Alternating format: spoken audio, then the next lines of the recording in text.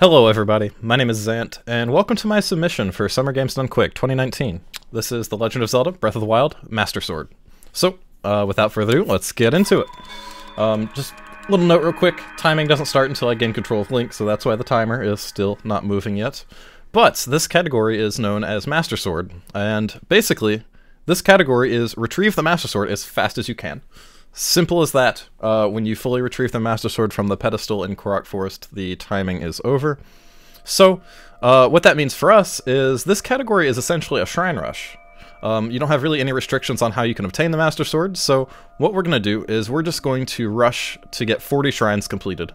What doing that does for us is that gives us 10 heart containers, in addition to the 3 that Link already has at the beginning of the game. So, 10 plus 3 is 13. And as you probably guessed it, 13 is the number of hearts that you need to actually get the Master Sword. So, yeah, it's a really neat category. You're going to see in a lot of different areas of the game you don't see in other categories. And with that, 2018 was a pretty massive year for Breath of the Wild. We had a lot of new glitch discoveries get found, one of which being the ability to clip through just about any wall that we've been able to find in this game. And you're going to see that right here at the beginning of the run, as we're going to do a scope clip to perform what's known as Shrine of Resurrection skip. So, at the beginning of the game, Link spawns in the Shrine of Resurrection, as you see here.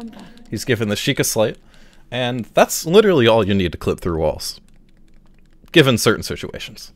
So, we're going to make use of that here in just a second, after this little cutscene with the slate. But yeah, this little trick that we're going to do, it has a lot of neat side effects in the game that's going to really help us out for speedrunning. So I'm going to go ahead and do this trick, and I will be right back to talk about it here in a second. Alright, so I'm going to line up against this wall. Look for my visual cue. And there we go, that's Shrine of Resurrection skip. So, I'm out of bounds right now, and we just got to climb up to this mountain and get back in bounds here. Now, actually doing that, not only does it skip the little cutscenes that we have to watch, where the monk is, you know, telling you about the Sheikah Slate, and then Zelda telling you to go save the world, essentially. In addition to that, you also skip the cutscene on the cliff, where the game introduces you the world, and you see the logo at the bottom of the screen. That cutscene is actually locked at 5:15 in the morning in the game, so the cutscene always is performed with the same lighting conditions in the world. And because we skip that, the game will never advance past 5:15 in the morning, which is a very nice little thing for us speedrunners, because that means we don't have to deal with nighttime, so no Stalfos enemies spawning on us anywhere. We also don't have to deal with any rain or thunderstorms or anything like that. So it's a very nice little sequence break, in addition to the fact that it just saves us some time. So, just a couple resource gathering right there. Picking up a shield, some items to heal with, and then getting that axe here. We're going to head up to an enemy camp up here, and we're going to grab a bow. Having a bow, shield, and a basic two-handed weapon are some pretty essential tools to speedrunning this game, as you're going to see with some exploits that we have coming up soon. But I'm making use of throw sprinting right here. Throw sprinting is one of many movement methods, in addition to whistle sprinting, as you're seeing right now, that allow you to move without using stamina. And usually cycling that out with just regular sprinting is going to be your most optimal method of movement in this game, just because whistle sprinting is not full speed. Alright, so let's hope these bokos don't give me any pain. Alright, looks like that one decided to give me a hit. That's okay, we can just eat up a little bit. So that sometimes does happen. It's usually not the end of the world if one of the bokos hits you, usually just have to heal. Get a little bit of slowdown right here because you can't really shield surf too fast, but yeah, that was okay. It happens. And, just about, you know, the kind of errors you have in this game, a lot of little things like that can add up over time. So, next we're going to do another clipping method called a shield clip, and we're going to clip into Owadame Shrine right here. And this shrine is actually in its dormant state. We haven't been to the Great Plateau Tower yet, so by setting a skew angle, by bonking my shield right there, and lining myself up pretty precisely here, I can shield surf like that. And there we go. We are in the shrine. So, I know a lot just happened right there, but essentially what we just did is called a shield clip. It allows you to bonk your shield on a sloped surface, like it did at the top of the shrine a second ago.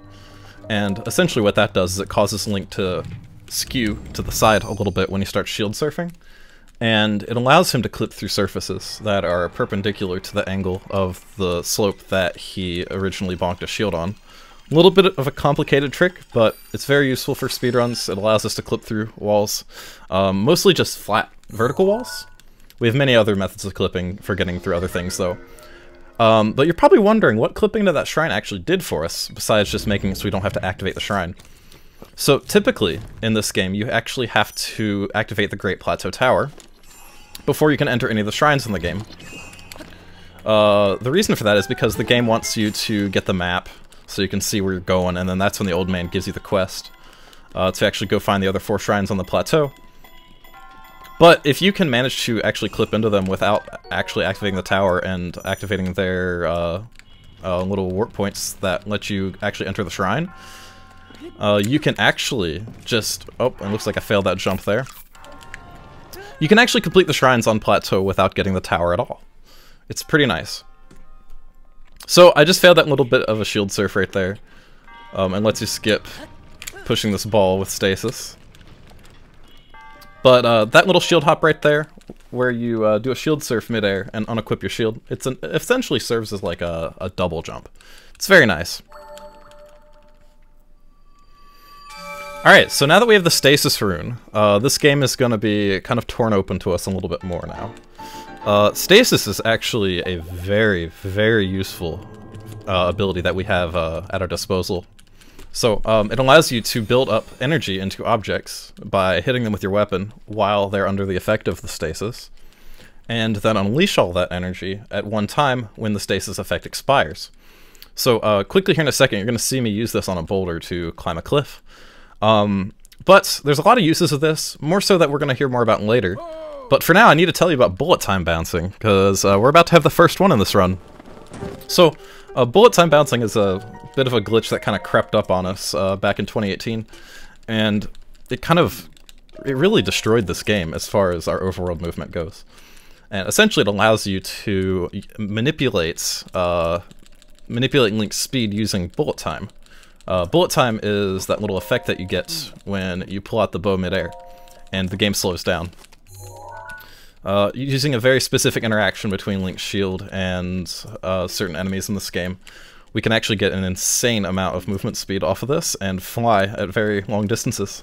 So, let's get up this cliff with that stasis trick I mentioned earlier. And then we're going to do our first bullet time bounce. So it looks like I didn't quite get my arrow back there. Arrows are pretty tight in this run, and actually RNG with arrows is pretty important in this category early on. More on that later, but here, let's try this first bullet time bounce, see if I can get it.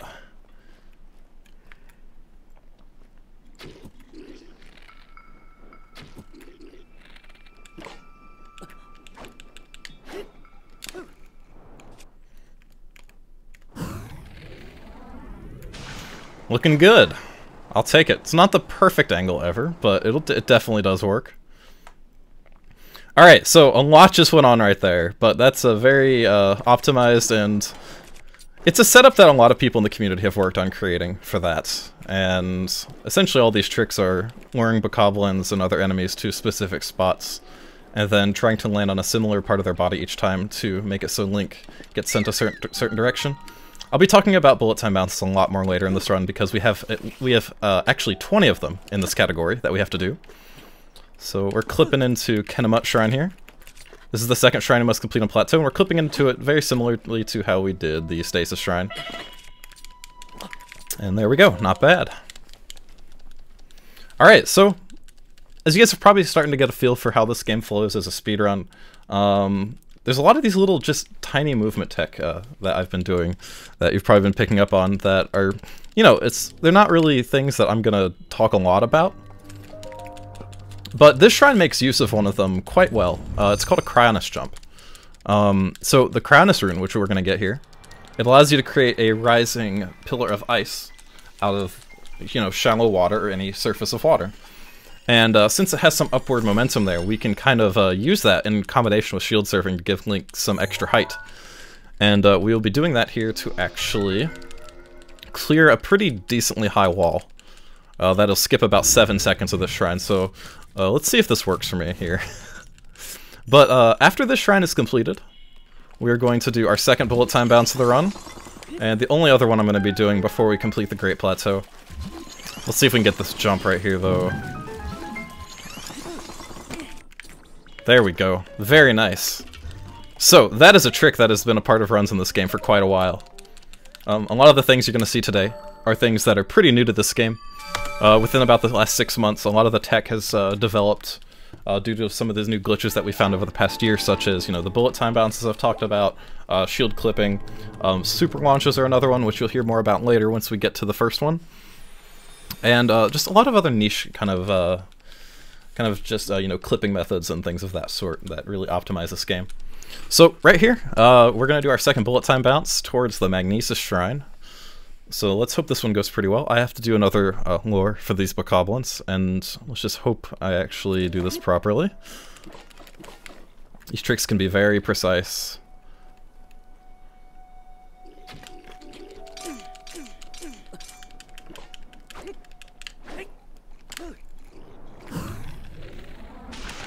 Alright, nice.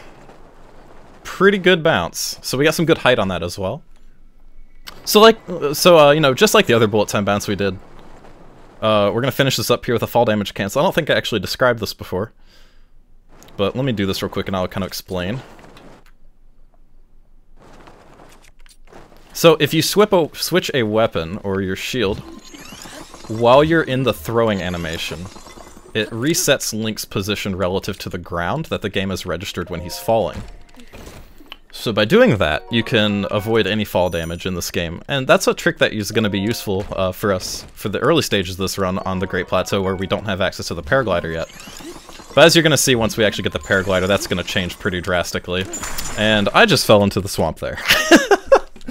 Silly mistakes like that do happen all the time in this run. Fortunately, they don't lead to many time losses. That's a very minor time loss, but if I had to sum up Breath of the Wild as a speed game pretty well, I'd say, like, losing 10 to 15 seconds in a run to a tiny trick like that. That's about how I'd sum it up. Just trying to jump over a little swamp like that, and you get completely knocked over into the water and have to void out for a second. Alright, so here is our third clip of the Great Plateau. And our last one, thankfully. Very good. Inbounds. Messed it up there a little bit, but let's try again. There we go, second try. Yeah, if there is a specific clip on the plateau that I personally have trouble with, it is definitely this one. But yeah, so far we have clipped into 3 of the 4 shrines on the Great Plateau. However, next, we are going to go straight to the tower. Going to the tower, after we've completed a couple shrines, causes a couple weird things to happen. But, overall, it's going to result in the rest of the shrines being activated in the world. And I'm sorry if I'm getting ahead of myself a little bit here. We're talking about the tower while I'm still in Magnesis. But, it's a pretty big change from what this game used to be as far as speedrunning goes. We used to just complete vanilla plateau, go get the 4 shrines, get the glider. It was very basic, very simple. Very easy, but now we've got some nice sequence breaks in here and some things that really spice up the movement and the tech a little bit more. So I'm gonna go for a clip strat here. Actually, I'm not gonna go for it. There's a little bit of a clip you can go for there, and I felt like showing off a bit. It saves 2 seconds, and it's pretty difficult. But I decided to go for this instead. It's a little bit of a safer strat. There's a lot of optimizations in this game that are very difficult, but save you, like, second and a half to maybe 3 seconds at certain places. That little clip strat I could have done right there is a good example of that. But coulda, woulda, shoulda. There's no sense really going for that if you're gonna sit there doing it 10 times to only save 2 seconds. So yeah, that is the last Great Plateau Shrine that we're gonna clip into. So yeah. Next, we're going to head to the Great Plateau Tower, and we're actually going to start using some more stasis tricks now. So currently in Plateau, I've been using bullet time tricks with the 2 bullet time bounces off the red bokoblins. But now we're going to actually grab a panel out of the little pond over here once the game loads in. And we're going to use that to do a little bit of a stasis trick over to the Great Plateau Tower. So let's see how this goes. This trick looks really cool, by the way. It's like Link's surfboard.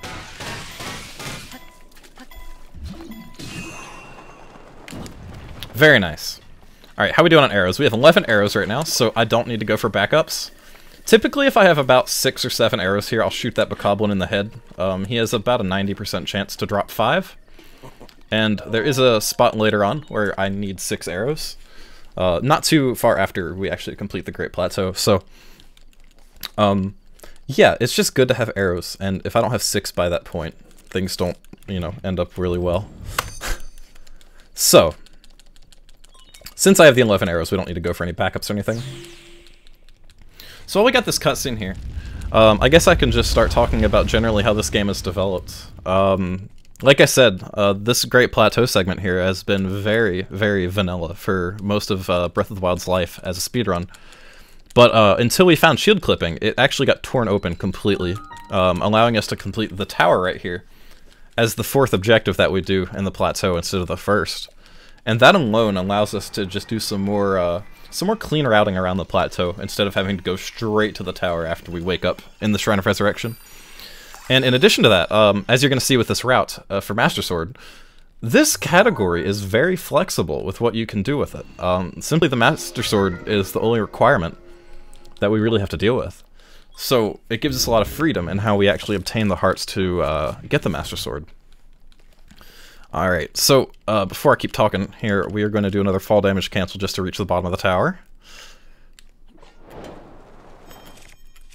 Almost failed that. You saw me swap back and swap off the weapon again. Yeah, sometimes if your D-pad messes up there, things can happen. But yeah, this cutscene's a little broken up because we're doing the tower out of order. As you can see, the old man just doesn't exist. And because of that, there's no dialogue here, so that saves us just a little bit of time. Not having to mash the dialogue. I think it's about like 10 seconds. But yeah, as I was saying with this category, since it's so open, you're open to a lot of different options. You can choose to do all shrines, you know, just 40 shrines in a row, or you can choose to mix in some Divine Beast with that get you each a heart container. And actually in the past of this category, we would complete Divine Beast Va Meadow. And we would get Rivali's Gale from that, as well as the heart container. But now we're just completing 40 shrines straight, and not even worry about any Divine Beasts. So I'm gonna do a rocket tree here. This is the first time y'all are gonna see this run. And this is one of the great uses of stasis.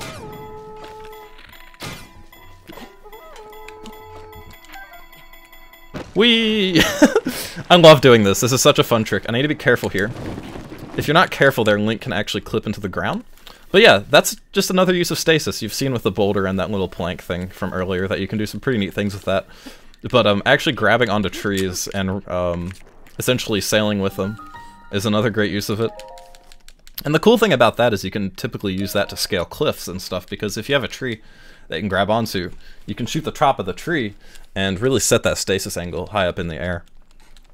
So it has some really good versatility. You're going to see some neat tricks with it later on. It's overall pretty fun to just mess around with stasis, though. It's awesome. So, last of the 4 Great Plateau Shrines, this is the Bomb Shrine. Pretty straightforward here. We're just gonna get the Bomb Rune and then blow up some walls and make ourselves to the end. We do have to do a shield surf here, but another little side effect that we're gonna have to deal with involving the shield surf mechanics, just like I did in the Magnesis Shrine, is momentum glitch. So here in a second, I'm gonna use a shield surf to cross a gap that's a little bit wide that Link can't just jump over normally. So bomb that wall.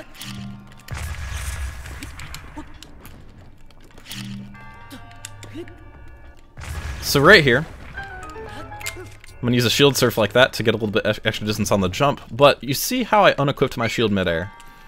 That actually causes a glitch to happen, but it saves our shield's durability. The glitch is something that's easily fixable, though. It's called momentum glitch, and all you need to do to fix it is do this. You just need to bomb Link. You need to bomb him, you need to make him roll around on the ground in a ragdoll state, or you just simply need to have him get knocked back by something. Essentially what the glitch does is it prevents Link from getting knocked back from that point onwards, from when the glitch is set. So, if I'm using some tricks later on, such as damage boosting with a bomb, or damage boosting with a stasis launch to actually get some distance after gliding, Link is actually just not going to get knocked back, so whatever trick you're going to try to do is going to fail. So, that's something you really have to be careful about when you use a shield surf to get some extra distance on a jump. You have to be very careful about that, because you need to fix that glitch after you do it. So, we're just about done with the Great Plateau now. The old man is here talking to us, telling us to meet him at the Temple of Time. As if I don't already know how to do that. But once we make it to the Temple of Time, we will have the Paraglider. And also, I'm going to throw a bomb at this Guardian ruin right here. There's a Guardian that'll wake up here if I walk too close to it. But if I throw a bomb at him or shoot him with an arrow or something like that, he will actually just straight up wake up without any cutscenes playing. And if you don't do that and you just walk into his little trigger zone, a cutscene will play. And it does lead to some time loss. It takes about an extra 15 seconds. So I talked about rocket trees earlier, and here's another great example of one to get some height. We're going to use this one to get to the top of the Temple of Time and meet up with the old man.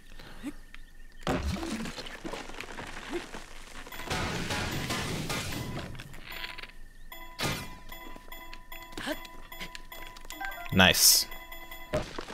Alright. It's looking good. Alright, cool. We made it. Alright, so now that we're about to get the Paraglider, this run is about to go from 0 to 100. Things get very difficult here in the next 2 splits.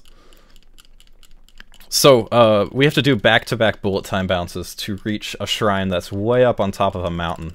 And then after that, we have to do 2 scope clips in individual shrines to actually complete them. So, there's some pretty difficult tech here. But this first bullet time bounce is probably one of the cleanest setups we have in the game. Bullet time bounces off of the Temple of Time right here are really nice. So I'm gonna grab this bow right here, and then let's go for the bullet time bounce towards the dueling peaks.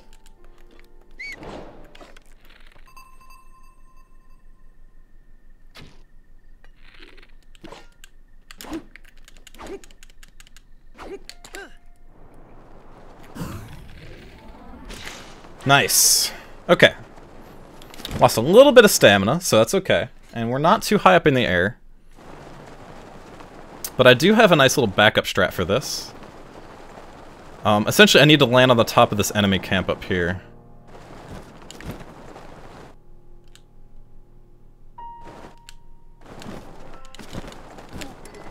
Okay, very cool. That was known as a rebound right there, where you kind of bounce off the ground like that when you get a whole bunch of speed. I needed to do that because I need to land above these enemies here. Alright, got another bullet time bounce.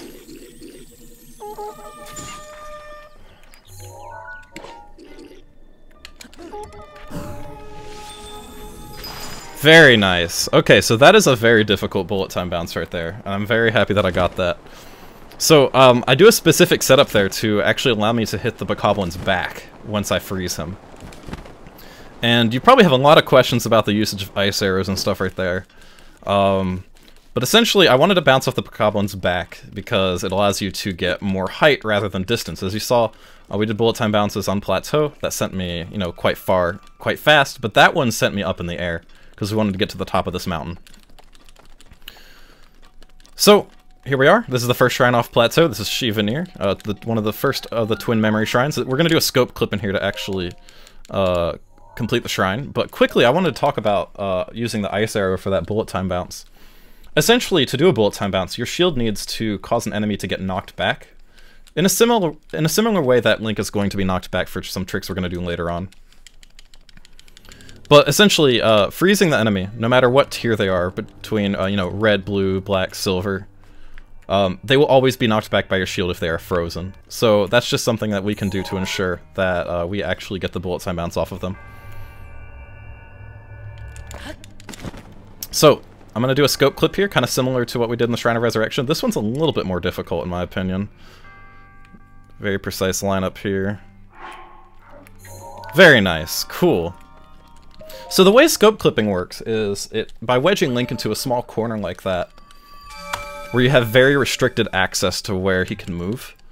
The scope is actually... Well, before I should have told you that, I should have told you that the scope actually changes Link's direction to face wherever the cursor is. So when I zoom in on the scope to a location, no matter what direction Link's facing relative to where the camera is, he will always be flipped around to whatever direction you scope towards. So if you do that, while he's facing backwards and you scope forwards, he gets flipped around 180 degrees. And if you do that on a little ledge like that, like I just did, where there's no other place in the game to send him but into the wall, it literally will send him in the wall to actually rotate him. There are other angles that you can do that at that actually will just make him fall off the wall. And if I fail that here, you will definitely see that, because this shrine is actually a mirror image of the previous one. Shivanir and Shivanath are two shrines that are intended to have shareable solutions between the two. There are these balls and pedestals right here, and the position of them currently is the solution to the other shrine. So you need to arrange the balls in the other shrine in the arrangement that they are here. But doing this scope clip that we've done in both of these allows it to just straight up skip that puzzle, so it's pretty nice.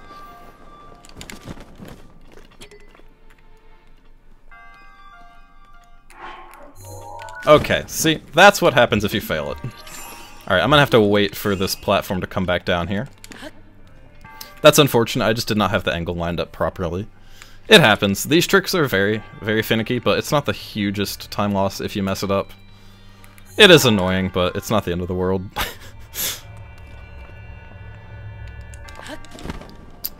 Let's go for this again.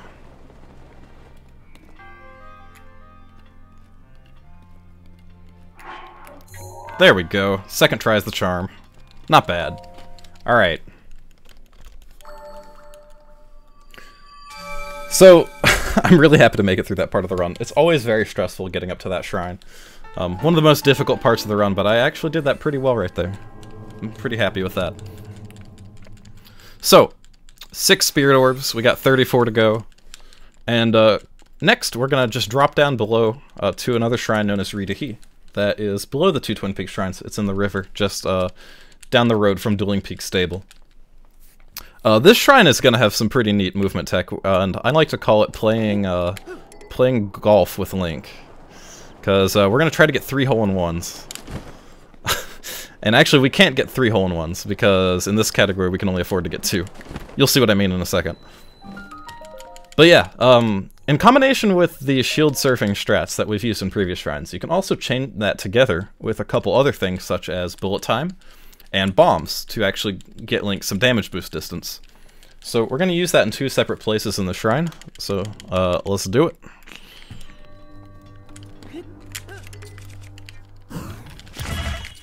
There we go. I'm going to heal.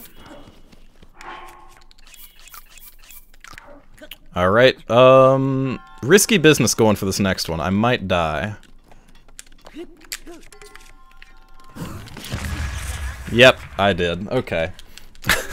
I kind of forgot that I didn't have the climber's bandana on. That's completely my fault. I don't have enough healing to go for that second one right there, so we have to restart this again and go for the normal strat there. It's no problem. Thankfully for like backups and stuff like that, for marathons, this game is pretty friendly because you can simply reload a save and try things again. It's not the best, it's not the quickest thing to do if you mess up a trick, but you know, for costing yourself about 30 seconds in reload time, getting to retry a trick again isn't the worst thing in the world.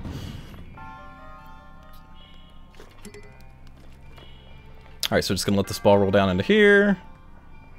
Yeah, this shrine can be pretty resident sleeper if you don't get to do the actual strat for it.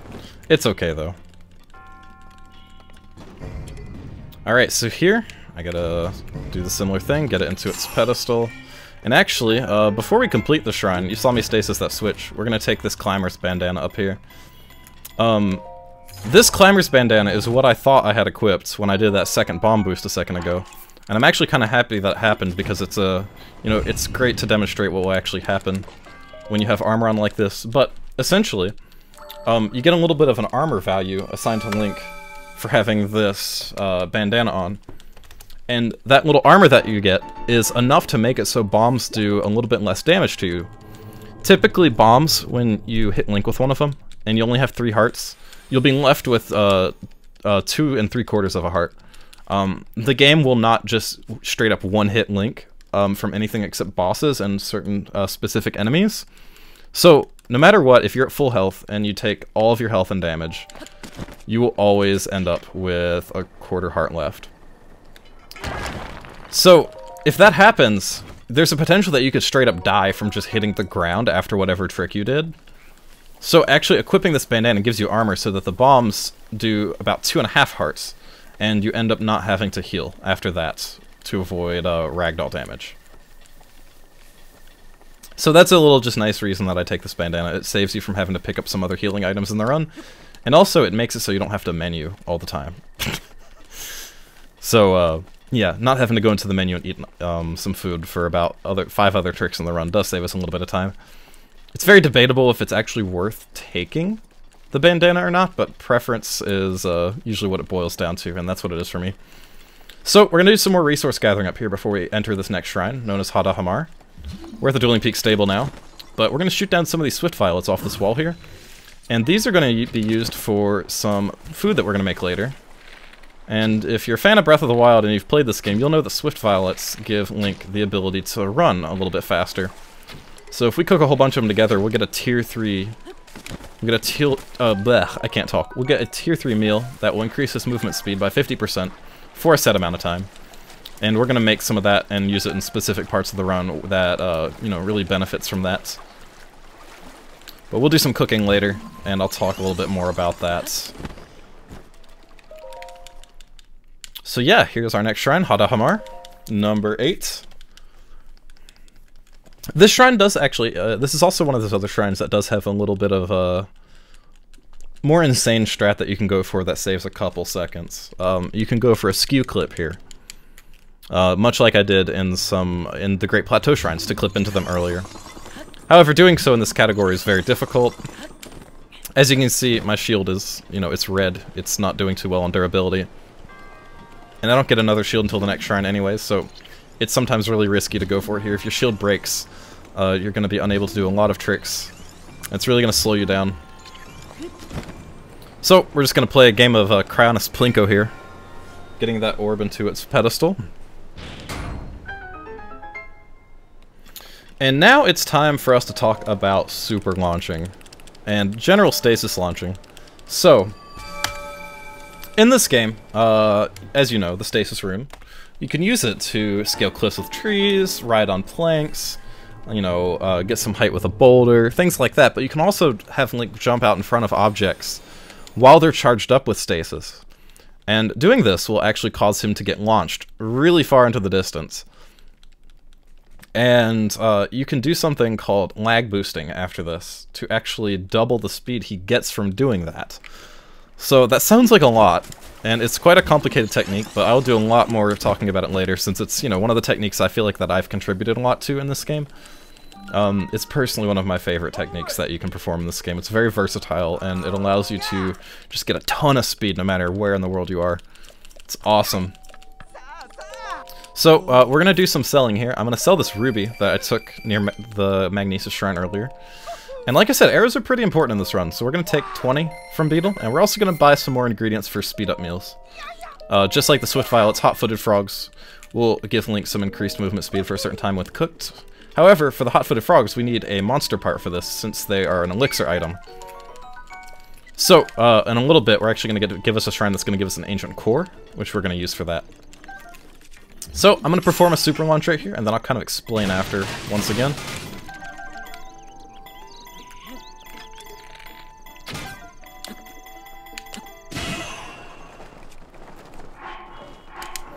Okay, so I missed the lag boost, but I did get the stasis launch, which is a-okay with me. This is still fine.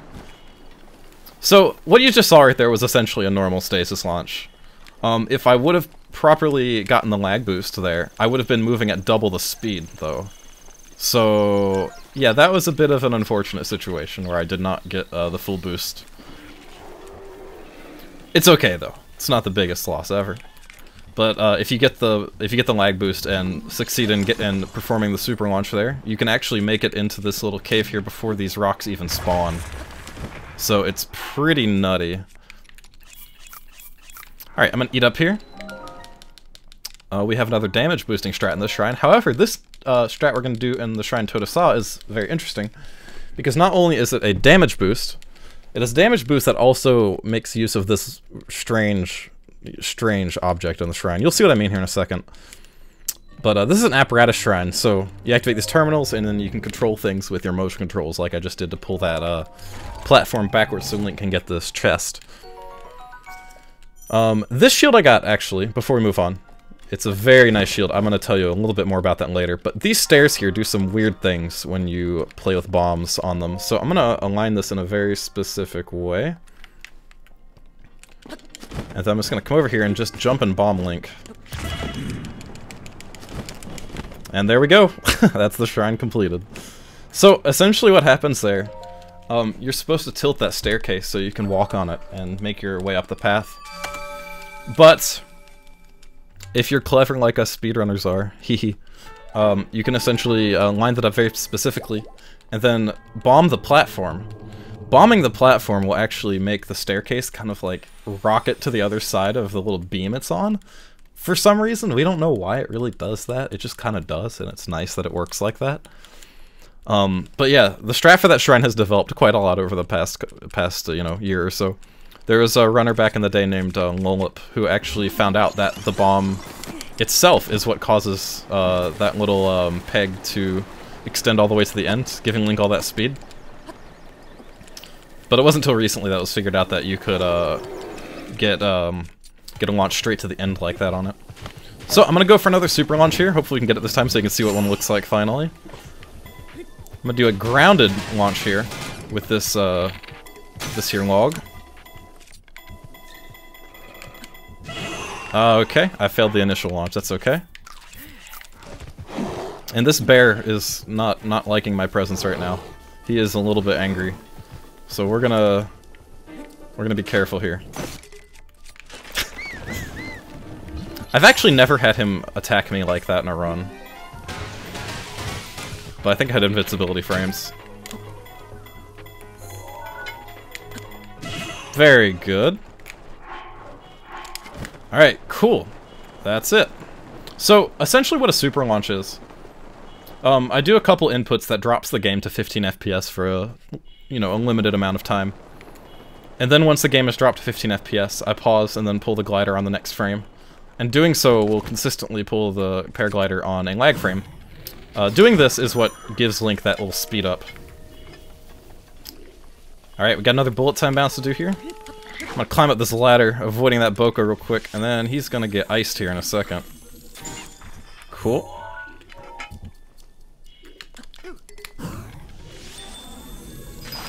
Nice. Okay, very good. So, another bullet time bounce just like before. That one is a little bit difficult to get the optimal bounce with.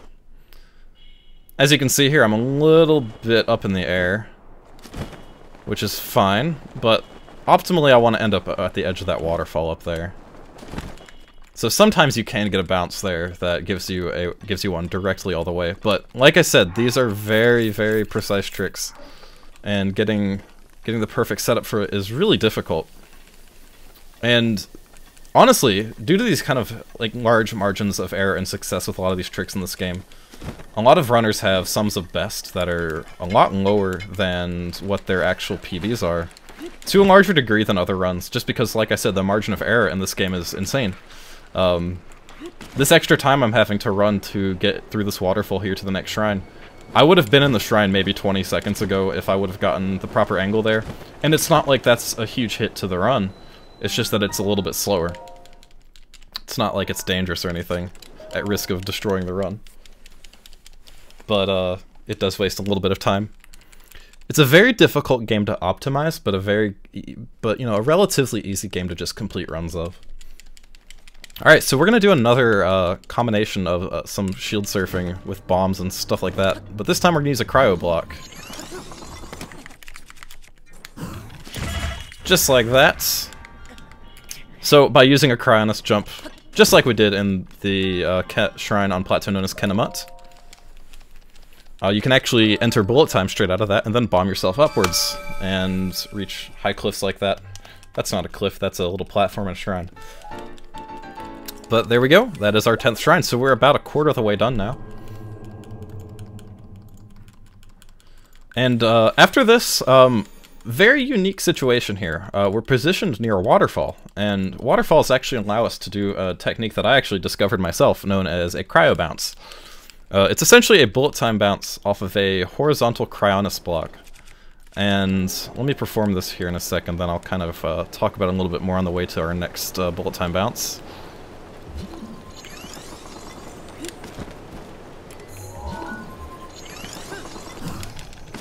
Cool. Alright, so what happened there is Link just got hit sideways by the Cryonis block when entering bullet time. And actually, if there's any interactions going on between objects in the world while you're entering bullet time, the actual force that gets enacted on them will be multiplied by the inverse of the slowdown. So that's how he was able to gain so much speed from that.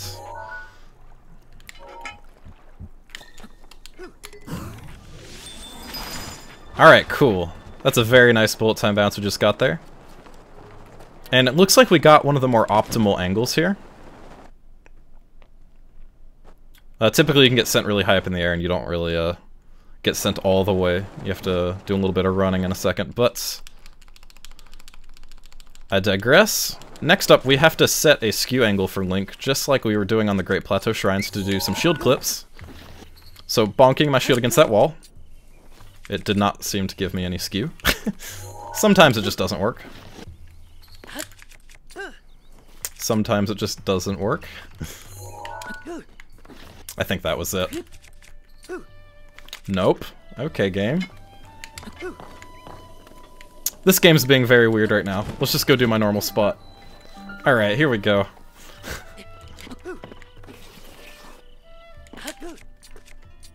There we go. So, as you noticed there, when I did that shield surf and then unequipped the shield, Link jutted to the side really hard for a second. That's the skew mechanic that I was talking about a little bit earlier in the run, that we can use to clip through walls with. It's a decently difficult mechanic to understand, so I'm not going to go too much more in depth about it. But just know that that's how we set up our clip strats here. So that shield I mentioned earlier is an awesome shield. For some reason there are a couple shields in this game, this being one of them, that allow you to shield surf faster than normal. It has less friction with the ground. And this shield, the Shield of the Mind's Eye, as well as the Ancient Shield and the Radiant Shield, all have this effect. And they're great for speedrunning because you can do a lot of strats and shrines where you need to slide along the floor. And you're going to see this in a little while. But for now, we're going to clip through this pillar here. And we're actually going to skip this tutorial if I can actually get this clip.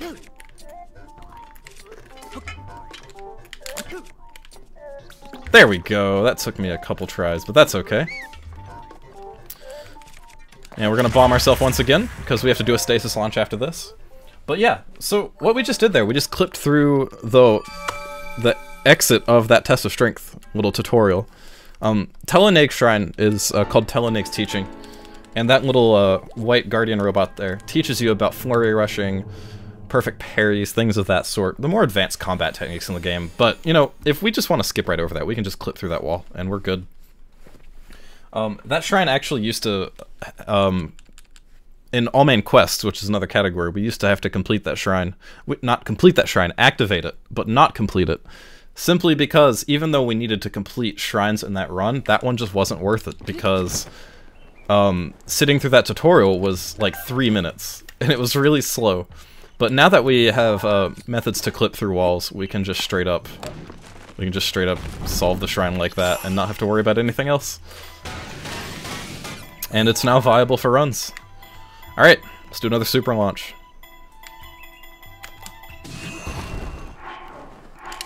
Alright, and that time, as you saw, I simply did a, I simply just paused the game twice to do the super launch. So inputs that I do during that. Typically I use the D-pad menus a little bit.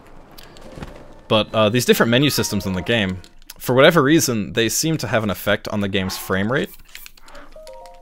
And when you enter quick menus or a pause menu and exit it, if you pay close attention when you're moving the camera around and stuff, and maybe the second after you cancel the menu, the game will probably have a frame rate hiccup if you're looking at a dense part of the world. And that's what we use for super launches. Alright, so I threw that bomb at a pretty precise spot underneath the water there to boost that up over the wall and into its little pedestal there. It's a pretty neat little setup. But in this room, I'm going to do a cool strat where Link gets bombed under the water here.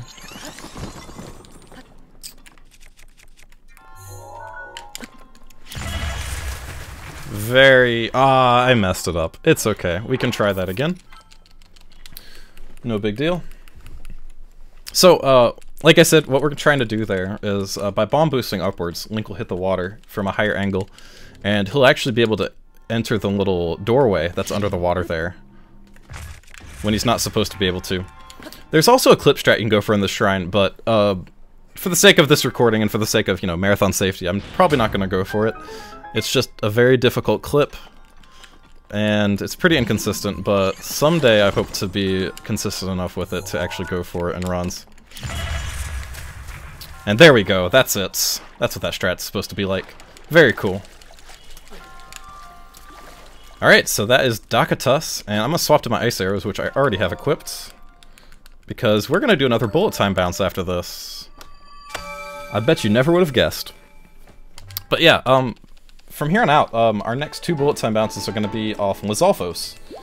So currently we've been using Bokoblins, but now we're going to use our first Lizalfos. Lizalfos are very neat for bullet time bounces because they have a nice polygon right on the back of their tail, that if you catch them in a certain animation, you can get literally a straight line from from the backwards axis of where they're facing. So it's really easy to aim your bullet time bounces with Lizalfos, if you manage to freeze them in the correct animation. Which I just did. Cool. Alright, so let's see how this goes. I placed that in the wrong spot here.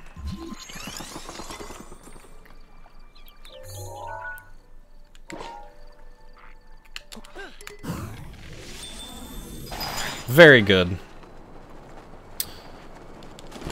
Alright, we're gonna stop here at this little tower. There's some ice arrows here we need to take. Now, as you could probably imagine, based off of all the strats I've done so far, ice arrows are probably pretty useful in this run. So taking these is pretty damn important. And also, we took fire arrows earlier, and you've probably been wondering what they're going to be used for, but this is one of the uses for them. We're going to climb over these spikes here with this little updraft. Just like that. Alright, so Shayrata Shrine. This is a very, very nice shrine. It's positioned very nicely in the world, and it has access to a Lizalfos, literally right below where the shrine is. So because of that, we're going to use this area to bullet time bounce away from here, like literally 3 times this run. It's a great central location. And we're going to be coming back to the shrine a lot. So, another Cryonis jump right there, and I'm just going to place this barrel here on this switch. There's many ways you can complete this puzzle, but placing that barrel on the switch is what's fastest, I believe. Some people like to stasis the switch, walk down there and stasis it, but placing the barrel like that is what's most optimal. And then once again, clearing our ragdoll state there.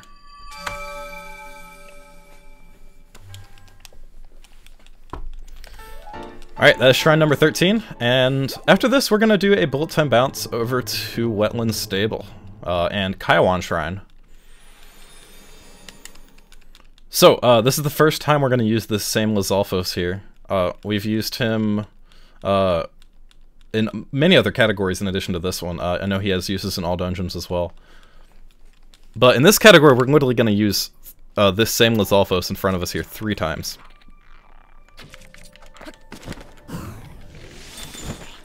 Good.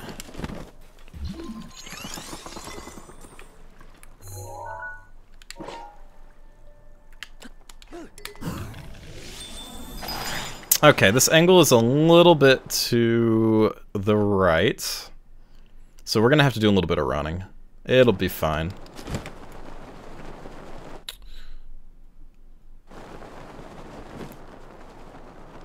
But yeah, that's just one of the mistakes that can happen with these. This gives me a little bit of time to talk about this, actually, but bullet time bouncing is a trick that's pretty, you know, it's not the most difficult thing ever to execute, but the difficulty of it lies within actually getting sent where you want it to send you. And this right here is a good example of that. I got sent way to the right, and the only difference I did there that caused this to happen was maybe just I was shield surfing on a slightly off polygon on the Lizalfos from what I was supposed to be. So little tiny differences like that with where you land can have a huge impact on your run and the angle that you get sent here. So yeah, that's like just like 25 seconds just because a little bit of an angle mess up. But like I said, most of the tricks in this game are pretty forgiving. There's not really many that are required to actually move forward. You can usually save it with a nice backup, like running. Alright, so I mentioned earlier that we were going to do some cooking a little bit later with some frogs we bought. And we need a monster part for that. We're going to get that in the shrine in the form of an ancient core. So, I'm going to shoot this dude here, just so he doesn't bother us. And we're going to come over here and grab this treasure chest. And fun facts, these treasure chests, as well as a couple others in the game, can be broken simply with a sledgehammer. And a lot of other people seem to not know that that exists. But yes, that is a thing. It's very useful. You don't have to see the little opening animation for all those treasure chests you're opening in the runs. Alright, avoid these guardians here. And looks good. Real quick though. Cool. Had to bomb myself there because I did do the little cry on this jump.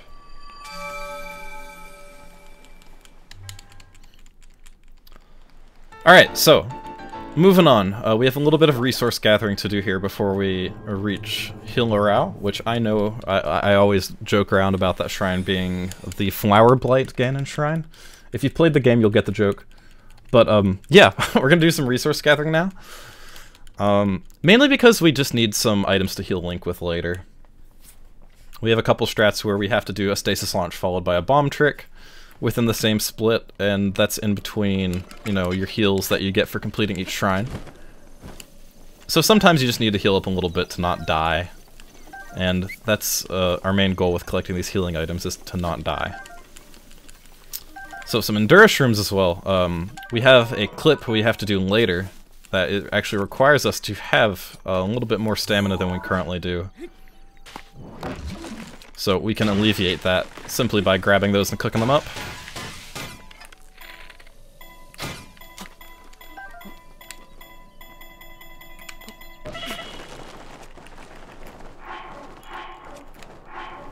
Okay, I didn't get the lag boost there on that super launch, but that's a-okay. This is Lurelin Shrine right here. Typically you have to make your way through this little flower puzzle and avoid the old lady who's gonna scream at you if you step on the flowers. But since we have the magic of stasis, we can just fly right in, right on top, and skip the entirety of that puzzle. So this shrine also has another ice arrow chest on it that we have to pick up. And we're actually going to make use of some more Crownus strats here to get through this shrine.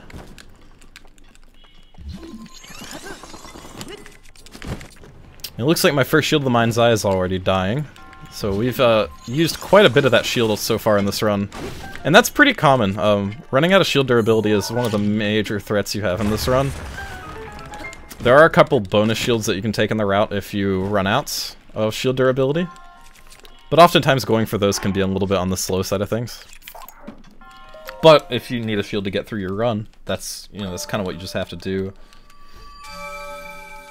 Alright.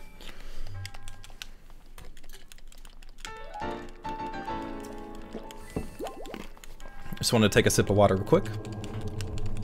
Alright, we're at 15 shrines now. And we're about to head to number 16, which is Wagokata at Riverside Stable. I'm going to use a different method here to actually clear Link's Ragdoll state. in that shrine I did a strat that involved an unequip midair. So if I come over here, jump over these flowers, and then shield surf on the ground like that, and then simply unequip the shield, Link will flop on the ground like that, and that little ragdolling right there is just what he needs to have that glitch fixed. Alright, I'm gonna take that acorn. Acorns on the ground when you're trying to do stasis launches can be very bad.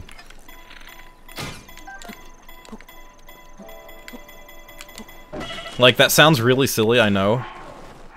But seriously, if Link is trying to swing at a tree, and there's an acorn or an apple or, you know, something like that on the ground, he will actually prioritize swinging at that over the tree, and he will actually lower his weapon a bit, and you'll miss the tree.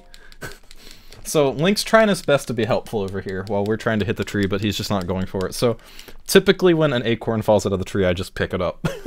I don't want to risk it. It's a little bit of a time loss to do that, but it's no big deal. I'd rather waste a couple seconds to picking up an acorn than I would waste 30 seconds to failing a super launch. Alright, a little bit of a stasis boost here with the bomb. And actually, a neat little optimization I did right there, which you probably didn't really pick up on much. I actually held down the shield button after I after I blew up the bomb. Doing so actually makes it so there's no delay in between when you can actually unstasis the block that you're standing on. So doing so just, you know, it cuts out some of that time you're standing there with the stasis active. Saves a little bit of time. Alright. Now we're headed up to Akkala. Akkala is a shrine that is one of the ones that a lot of people found as one of their first ones after completing the plateau for the first time. However, before we do that, we're gonna go collect a few things here and then do a little bit of cooking. So, as you're noticing here, my shield is low durability, but if you swap back and forth while shield surfing, you can actually preserve the durability of it without using any at all. Alright, so we're going to cook 5 Swift Violets. That's going to give us 5 minutes of a Tier 3 speed up meal. And essentially what that does is it gives us 50% increased movement speed for about that 5 minutes.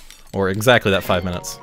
Same with this elixir, it's going to give us that for 7 minutes. And that's why we actually use the frogs with that ancient core instead of something simpler like a Guardian Ruin part or something like that. The Ancient Core is actually a higher quality item that gives us a little bit of a more potent effect from that potion. Alright, and like I said earlier, we do have a clip strat later on that requires us to have some more stamina, so we're going to cook those Endura meals right there. And now we're going to super launch off to Akkala.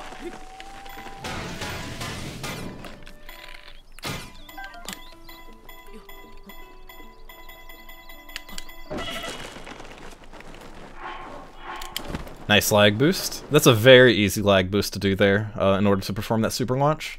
The ruins right in front of you here are typically pretty laggy. Alrighty. So after this shrine, we have one of the more difficult bullet time bounces in this run, in my opinion.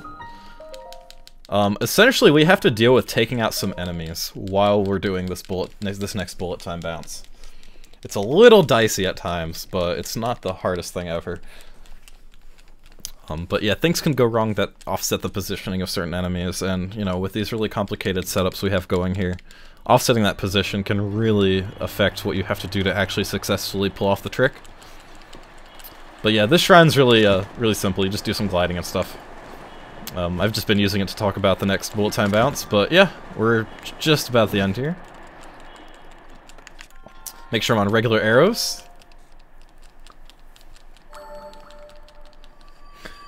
But I hope you're getting a good sense for, like, what this game's overworld movement is like nowadays. In the past, literally, speedrunning this game would be nothing but stasis launches. You would do a stasis launch, followed by a stasis launch, then you'd come up to, say, like a shrine. And then after that, you'd probably, you know, do another stasis launch, come to another shrine, and it would just literally be nothing but stasis launches.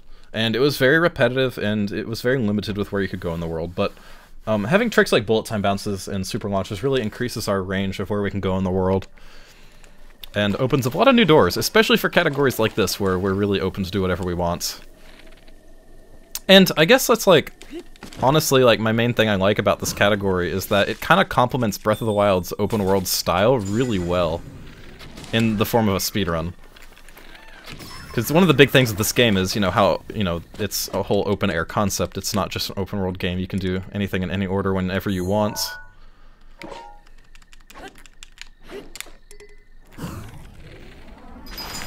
Alright, nice. Very good. Okay. I'm actually really happy I got that. That's a very difficult strat. That's one of the ones I personally fail a lot, too. But yeah, like I said, Master Sword, this category we're running right now, is, in my opinion, the best category in this game to show off what this game is capable of in a speedrun.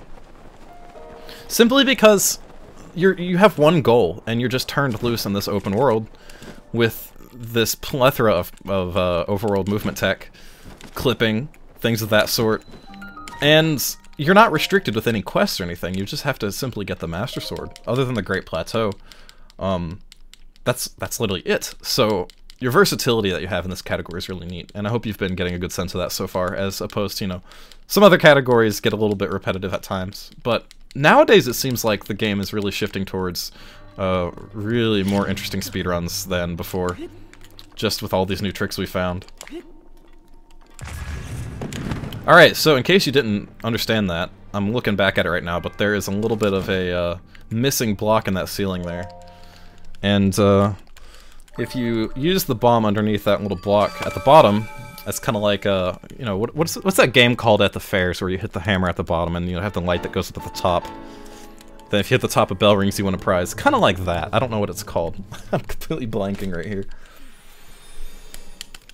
But if you run while the block is initially pushing you up, you'll actually just straight up go through that single little missing spot up there and not have to blow up the ceiling.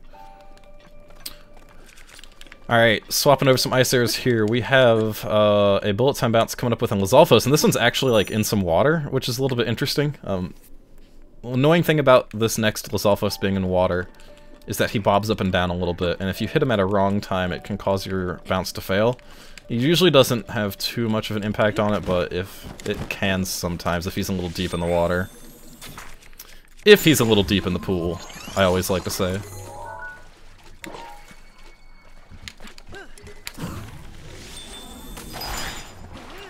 Alright, pretty... Okay, this will work. It's not what I really wanted, but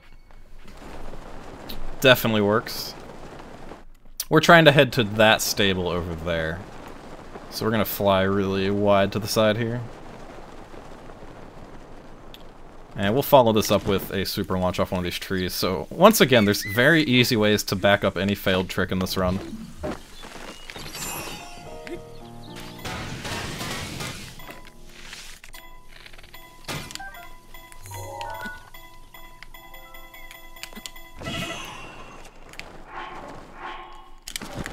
Very good. I didn't get the lag boost, but that's okay. This shrine's not too far away.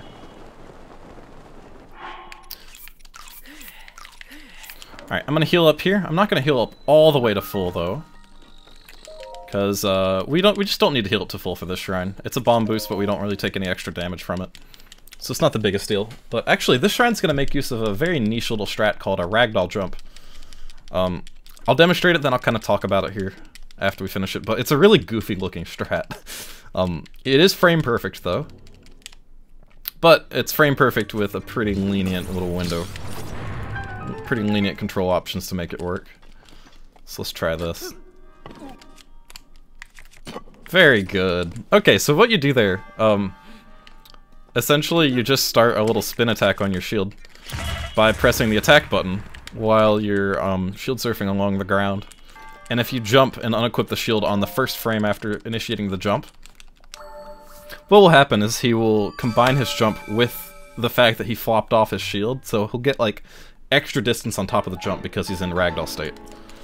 I know it sounds complicated as hell, but essentially unequip your shield one frame after jumping while doing a spin attack on the ground, and he'll get a nice little bounce like that. Alright. Moving on here. Our next shrine is actually one that has a nice sledgehammer for us, just sitting on the ground. So we're going to take that, because we need durability. If you haven't noticed already, stasis launching is a trick that consumes a lot of durability from two-handed weapons. So because of that, we do need to pick up quite a lot of weapons this run, and actually optimizing which ones we're going to take and figuring out which ones are the most optimal ones to take is kind of a game in itself. I got a tree branch, and I can throw it.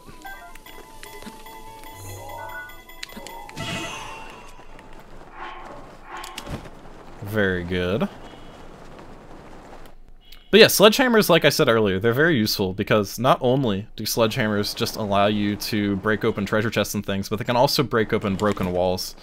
So there are oftentimes places in the game where you have like a broken wall that you have to get through.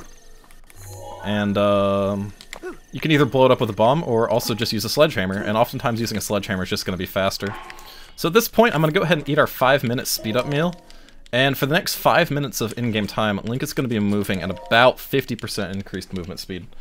And the reason I'm starting that now is because we're at our first actual test of strength clip. We have to clip through the end of this test of strength shrine while avoiding the Guardian who's going to try to attack us, all without taking any damage. So we have strats for this. It's not the hardest thing in the world. I'm going to pre-shot this ice arrow here and then enter his little loading zone. Trigger zone, more like it. And what that's going to do is that's going to straight up freeze him, like right when this fight starts. So he is frozen now, and I'm just going to move right past him, push him to the side a little bit. And now he's just going to he's just going to screw off, and I can clip through this wall. Very nice.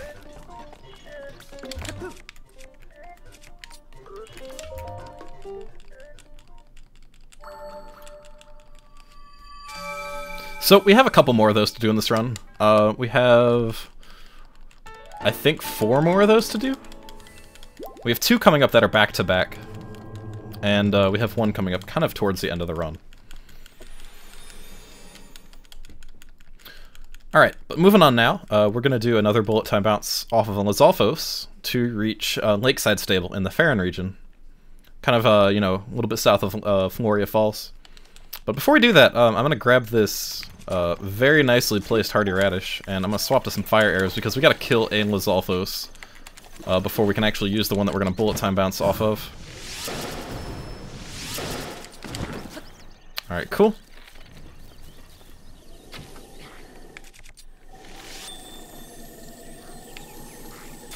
This bullet time bounce has a lot of angle variances that you can get, so you can either get sent where you want to go, or you can get sent literally the opposite.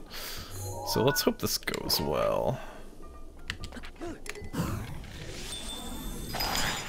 Looks pretty decent. We're a little wide.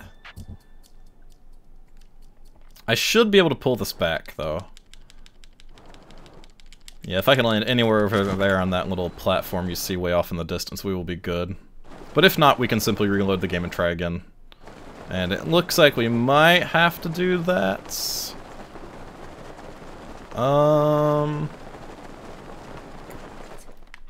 No, I think we're fine, actually. We'll waste some stamina. All good.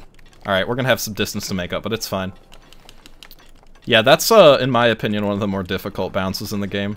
You need to go to a shrine that's just, like, in these cliffs right here. So actually getting sent to the right spot's pretty tough because you either have to get sent this angle that's a little bit to the left of the location, or another one that's a little bit to the right, but if you go anywhere farther to the left or right, then, you know, almost dead center, but not literally dead center, you're gonna get sent way off and have to make up this extra distance. It's no big deal, though. It's not the farthest run away. Like I said, I keep saying this over and over again. A lot of the backup strats in this game are not that bad at all. You have a lot of different things at your disposal here for actually saving a lot of failed tricks. And given that bullet time bouncing and clipping and super launching are all very difficult tricks that require a lot of time and dedication to really master, it's a really good thing that there's a lot of options for backups in this game. So here, we're just going to use some shield jumps to jump straight over these little pedestals here. And then since we have speed food, we can just straight up run up that wall and just skip that entire second puzzle. And then here, I'm just going to stasis this one once I'm standing on it, and then we will climb over. And we're going to reset our ragdoll state right there by unequipping the shield. We're going to do that instead of a bomb here.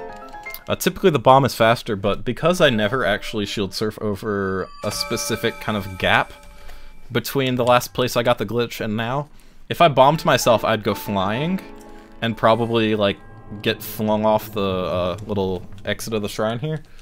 So I just like to flop myself on the ground there to solve that. Alright, so we have one more shrine before we're actually going to teleport out and go to a different part of the world. So, we're going to go do a super launch here in a second into Floria Falls to Shota Sa. It's a shrine that's actually in the waterfall. So let me get on top of this here box and head on out.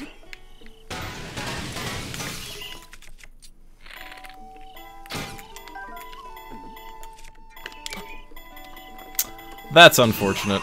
I unfortunately failed it. I didn't have a weapon out because my sledgehammer broke. It's all good though. We can just use another one of these and try again. Let me push this into place so it doesn't hit the wall.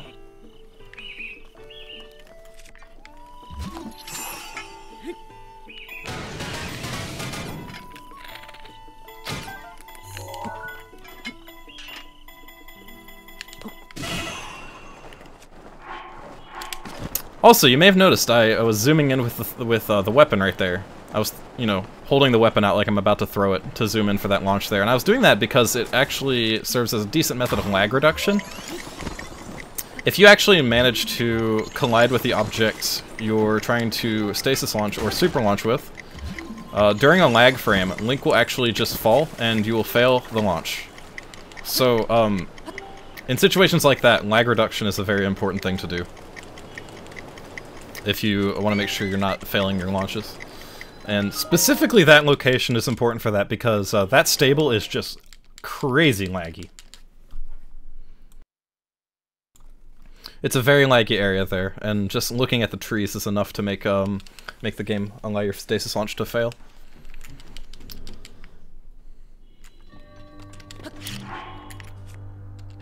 Alright, gonna place that bomb behind me. We're gonna use it to activate that switch, and then I'm gonna jump while that's moving upward, and we're gonna get a lot of height from that.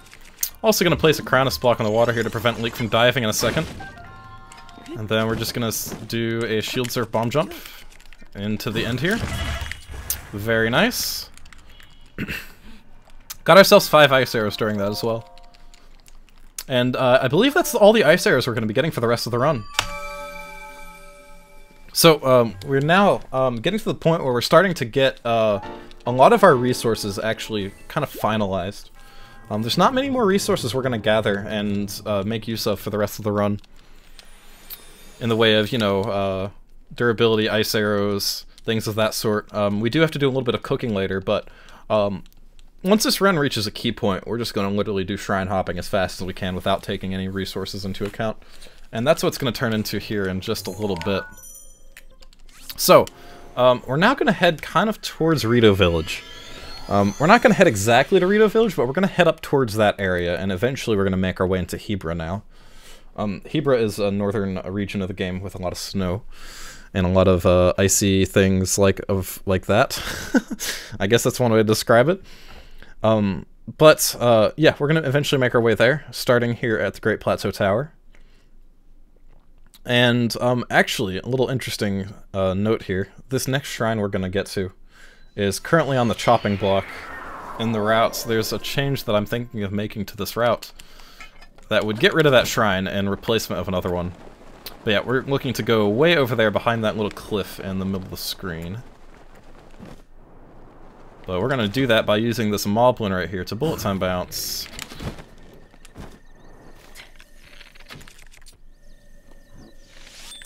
Alright, nice. So, just got him lured with that tree at the back. I'm gonna pick up my arrow, and also, we're gonna take some bird eggs from this tree here. We're gonna use those for cooking a little bit later. But that's like one of the last things we're gonna collect.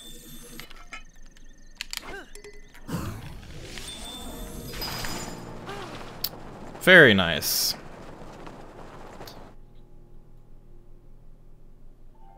Alrighty.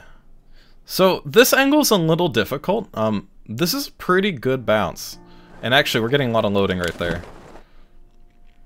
But the problem here is we have a wind going from east to west here, or left to right on the screen, relative to where I'm at, and it actually makes it so Link travels quite a bit slower when he tries to turn to the right. So as you see, I'm slowing down quite a bit. But yeah, we made it. Very good. Alright, I should also probably talk about those loading lags that are happening from time to time. That's literally just the game trying to load. We're moving so fast, it just can't keep up loading the key assets in the game that it needs. So, yeah. The game just has a lot of trouble loading things in when you're moving that fast with bullet time bounces, and it even happens with things like stasis launches and super launches and other things of the sort. So it's not exclusive to just bullet time bounces, but it is something that happens quite a lot. Alright, very little creative strat right there. I absolutely love that, and I just made a uh-oh. Okay. Well, we get to do it again. Silly mistakes like that do happen sometimes.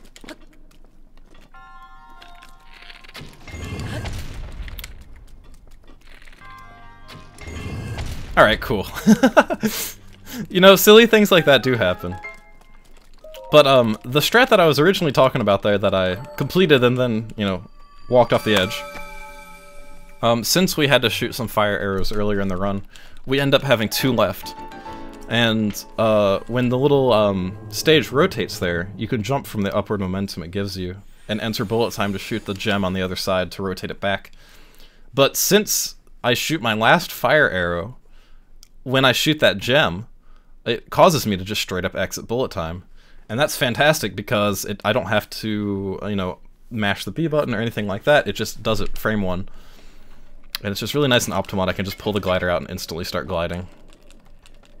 And let the, you know, let the platform rotate under me. So it's pretty cool. Alright.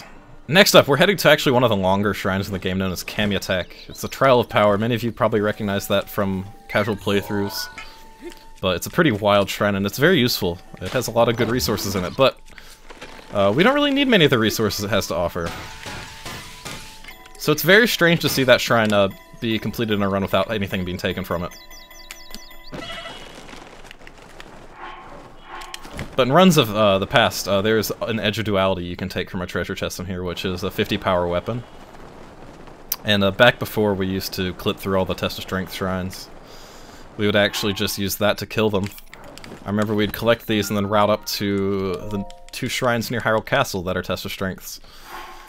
And you would use the weapon to take both of those out, and it was really cool. But nowadays we don't even need that anymore, so why even take it? This shrine also does have a diamond in it, but, you know, this is a category where we don't really need many rupees.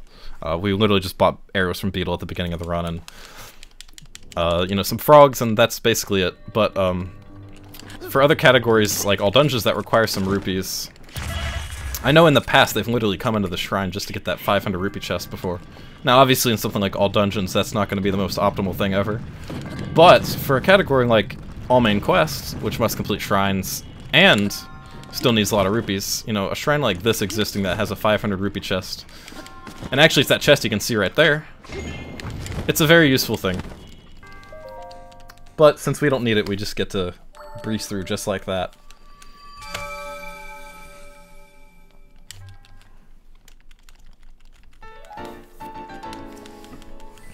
Alright, so, you guys have seen a lot of bullet time bounces so far that rely on me luring enemies with arrows and things of that sort. However, this time I'm actually going to straight up use Link to lure an enemy. We're going to have an enemy kind of try to attack Link, and by doing that we can make him face a certain direction and then freeze him. And once we do that, you can perform a bullet time bounce off of them. So we're going to do that here to reach our next shrine in the Breach of Demise, known as Zaltawa. So let's just go ahead and swap our arrows here. I'm going to start whistling here, try to get that one to notice me. And now he's running over.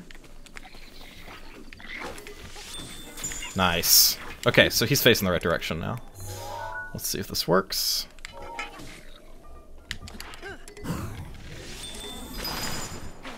We'll try that again. A little bit off there. I accidentally hit the wall. That's kind of funny. There's some insane little rebounds you can get off walls like that when you have bullet time bounces go directions that they're not supposed to. And sometimes they can help you. Like if you get one that sends you the wrong direction, you bounce off a wall, you can manage to save it sometimes. And I've had that happen in runs many times, and it's really amusing. Alright, let's try this again.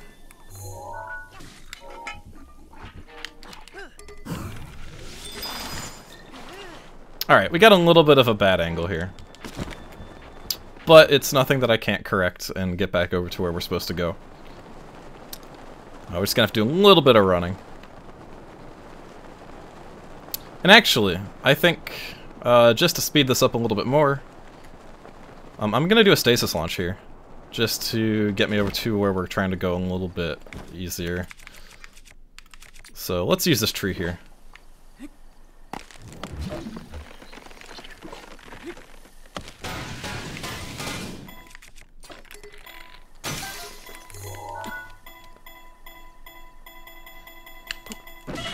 Very nice. Alright, so that's just some literally like on-the-fly backup strat routing right there. That's the beauty of this game. If you mess up a bounce or something and you need to get to your location still, and there's like a nearby tree or rock or something, you can definitely use it to just save your strat and end up at your destination still. That's honestly one of my favorite things about running this game. It's really easy to actually continue runs because of things like that. A lot of times it's hard to keep, you know, doing consistent runs on a day-to-day basis because things get really difficult and, you know, you get dead runs that just, you can't PB after a certain point anymore. But having the ability to actually continue a run even though you fail major strats is something that I'm really happy about with this game. And it allows you to, as a runner, to just be a little bit creative with your backup strats, because oftentimes with bullet time bounces, just like the one I did, you don't really know where it's going to send you. There's places it can send you, but you don't know exactly where it's always going to send you.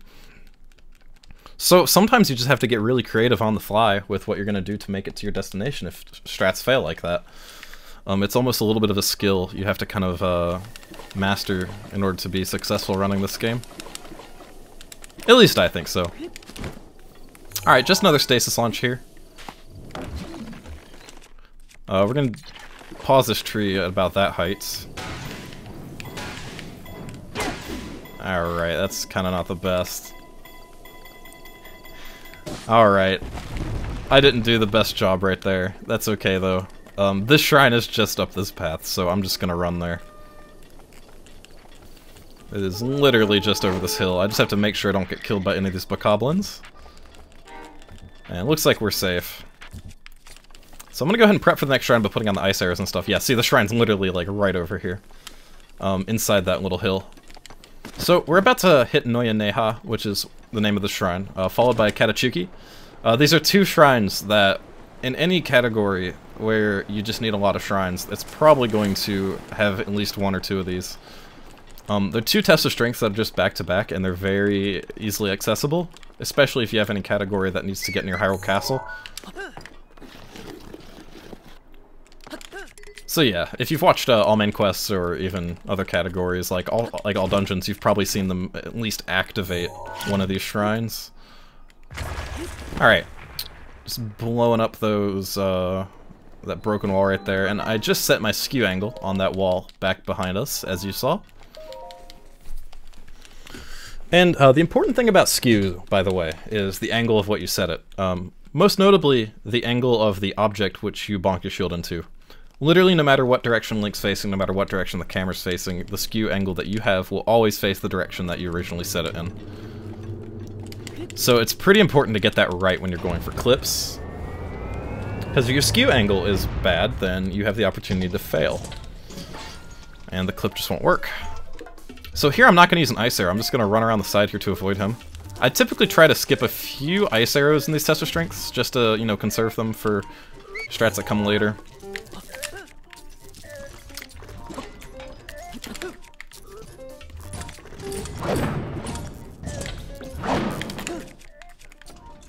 Have to be a little bit careful there. If I'm not super careful there, that Guardian can actually hit me when I'm inside the pillar. typically he will only hit you inside the pillar if you're jumping. So that's why I was delaying the shield clip there. But yeah, shield clipping is something it's a very finicky little strat.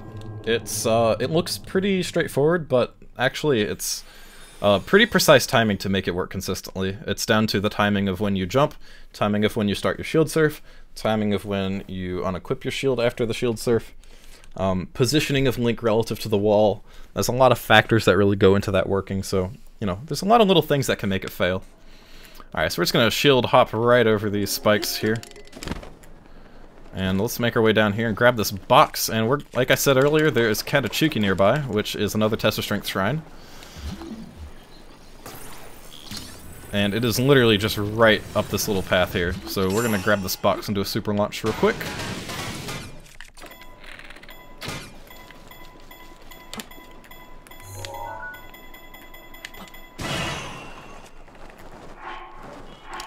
Very nice. Oh, I turned a little early. That's okay. Yeah, things like that happen if your angles get a little bit messed up. I'm hoping this Guardian kind of just leaves me alone. Looks like he's going to try to attack me. Alright, we're good. He can't do anything to me. Slightly Monka S. Monka S in the chat. Alright. Katachuki, we're going to set our skew angle just on the side of the shrine here because that's facing north. And if you haven't noticed yet, all tester strengths, the actual inside of the shrine is facing directly north. The only way you can really tell that that's the case is by looking at the view cone when you're in the mini-map. When you're in the map on the Sheikah Slate, actually inside a shrine. So, if I want to clip into a wall that is facing south, I want to set my skew angle on a polygon that's also facing south, because that sets my skew the opposite of that.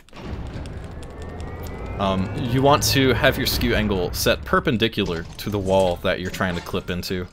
So for this wall here that is, facing, you know, it runs east to west. I want to clip to the north or south of it. Like that, on that side.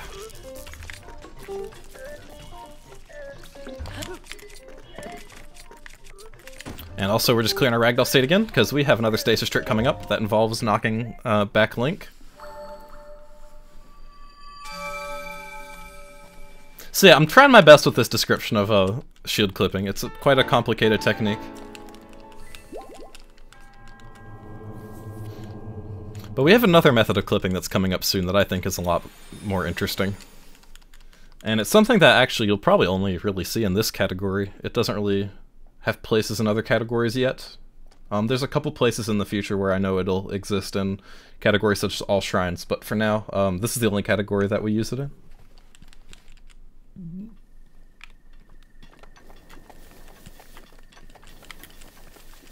Alright. So, coming up here in a second, we're going to do something called a slab reset. And a slab reset is essentially just a stasis launch with this slab that makes use of a stasis reset.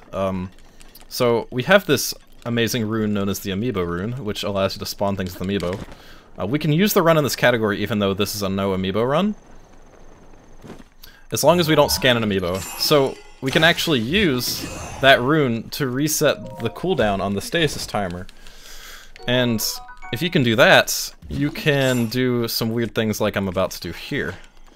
So I'm going to stasis this and stand on top of it and ride it upwards for a bit. And then I'm going to use the Amiibo rune.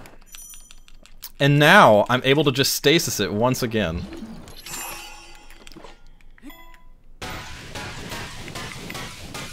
So now we can just do a stasis launch with it.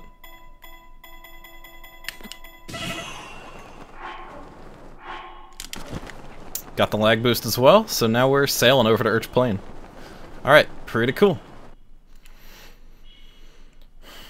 Alright, I said earlier we're basically done with resource gathering, but this is literally right in the route, so this doesn't waste any time for us to get. But these are some lotus seeds. We're going to cook these up when we get to Snowfield Stable, and it's going to give us some nice speed up food once again, just to last for the last branch of the run, coming up here in a little bit. But also, there's a very high likely chance of me to get a jelly spawn here. So I'm gonna try to do this rocket jump as quickly as I can. And there they are. Here's the family. Very nice. Okay, cool. I made it out of there. It's actually a pretty popular thing in my stream for people to yell, no jelly, no jelly, no jelly, no jelly, whenever I get to that part of the run. Because those chew jellies that spawn there, if one of them attacks the tree that you're on, like before it launches off, the angle will change and you'll kind of fly to Narnia, essentially.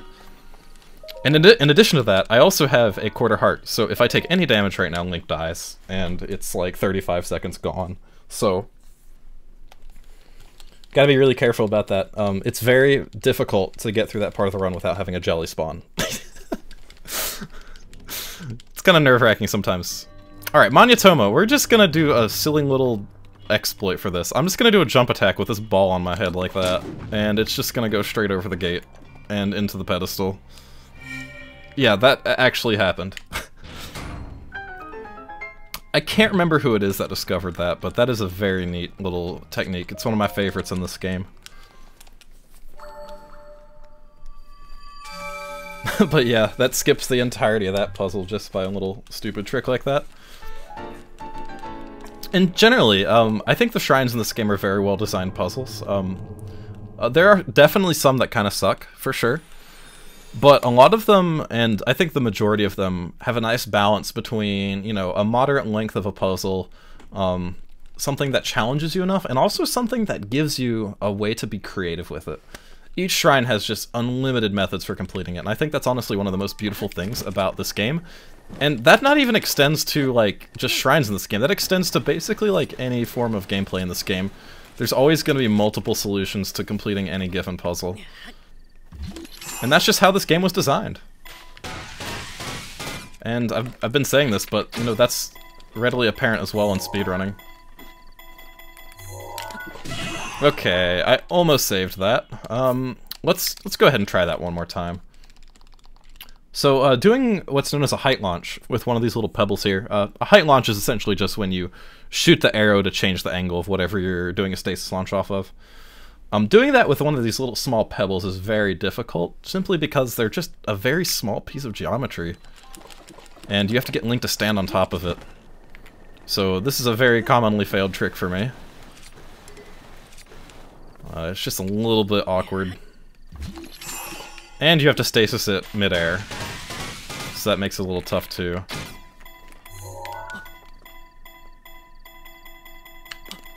Very nice. Alright, I'm gonna swap to my sledgehammer. And we're gonna break a bombable wall right here.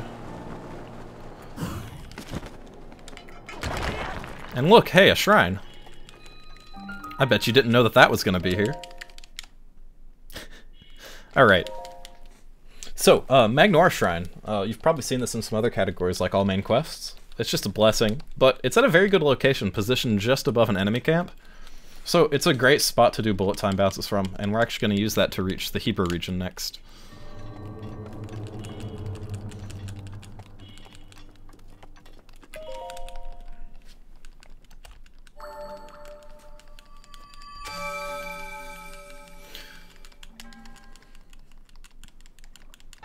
Alright, next shrine is number 30, so we're almost 3/4 of the way done.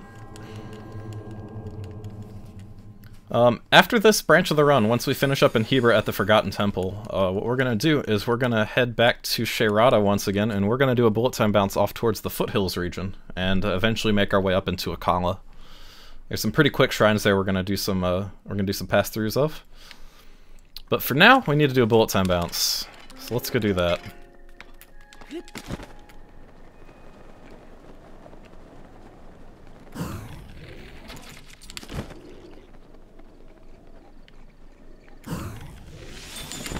Cool, freezed him in the correct animation.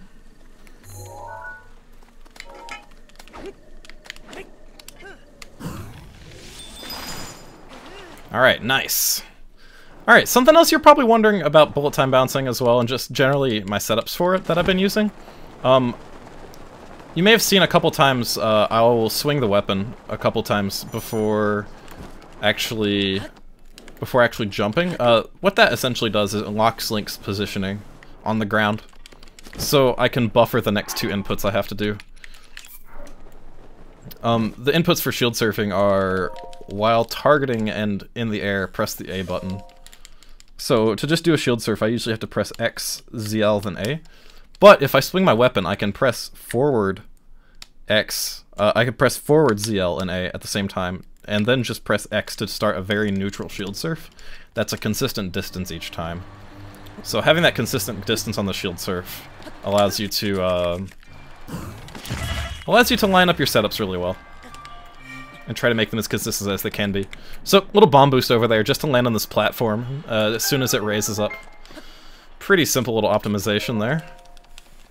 But like I said, another use of damage boosting.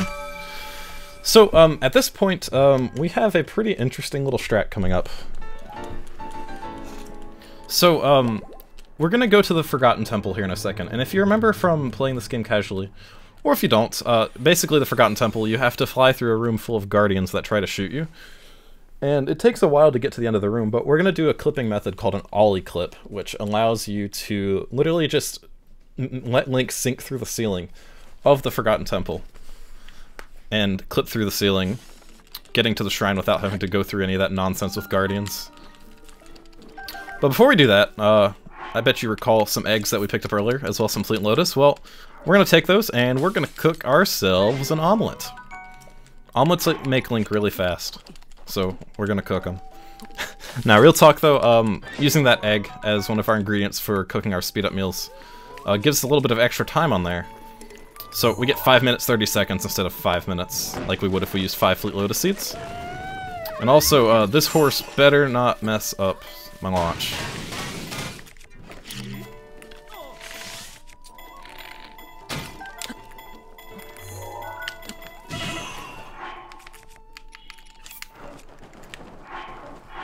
Okay, that was rough. Alright, we made it out though. I used that bomb behind me to get a better view angle for shooting that arrow up, by the way.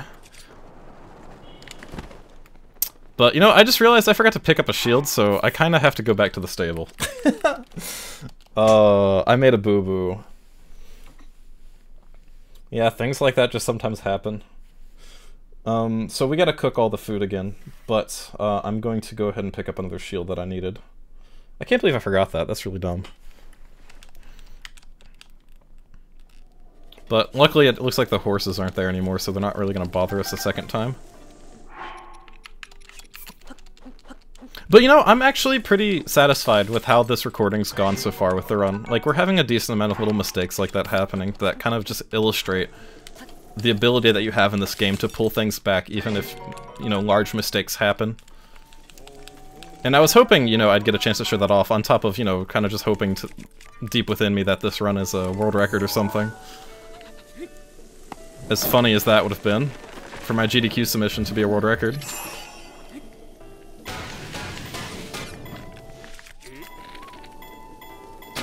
Alright.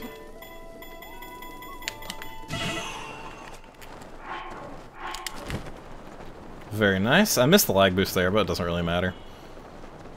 Alright, this clip we're going to do here in a second is the ollie clip. This is one of the most difficult strats in the run. In my opinion, at least. I'm starting to get a little bit better at it, but it's a very strange clipping method. You'll see what I mean here when we go for it, but I'm going to come down here and save real quick, just in case we fail it.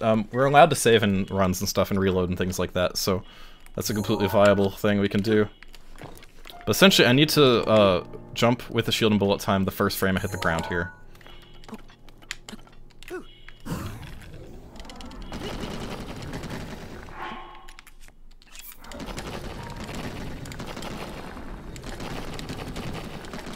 Okay, first try wasn't the charm. So, I got the first frame jump, but I did not do the mashing properly.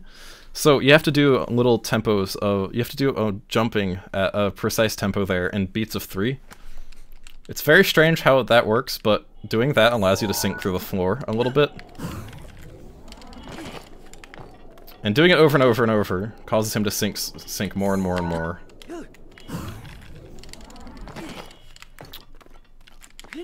But as you can see, this is one of those tricks that can definitely ruin a run. Gets a little bit difficult sometimes.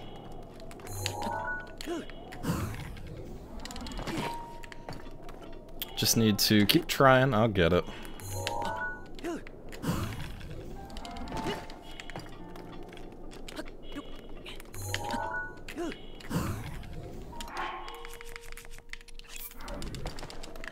Almost.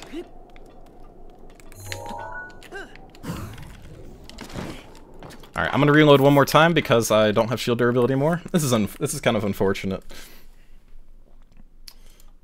This does happen sometimes, but it's alright. You just gotta keep at it.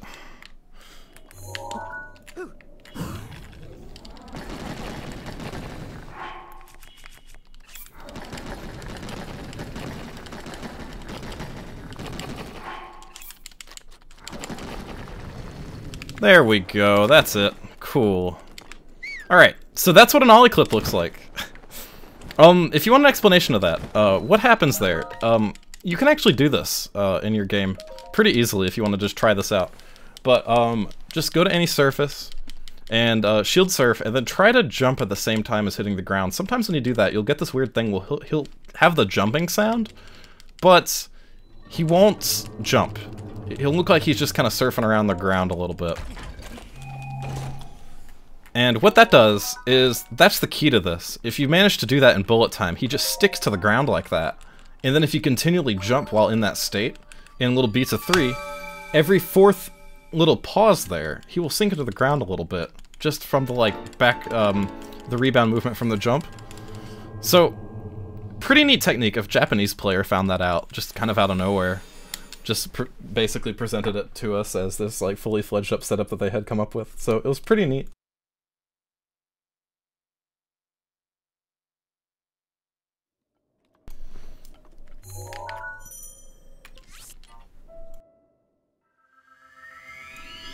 Alright, so now we're going to warp back to Shayrada Shrine. We're going to use this Lizalfos once again. Second time, we're going to use him one time later as well. But we're going to use this Lizalfos once again to do a bullet time bounce off to another part of the game world. But this time we're going to head towards the foothills region, the Elden Foothills. Very pretty part of the game. And this bounce can have a little bit of a tough angle, so I'm going to try my best here.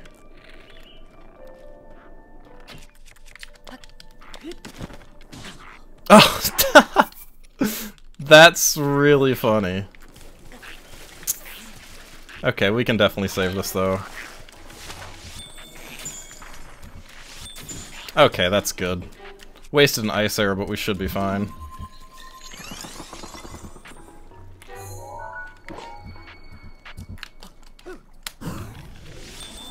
Alright, nice save.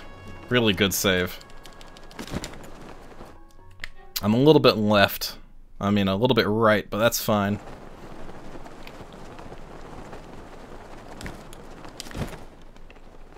Alright, and we're also going to go ahead and eat our speed up meal right now. Took some fall damage there. Oopsies.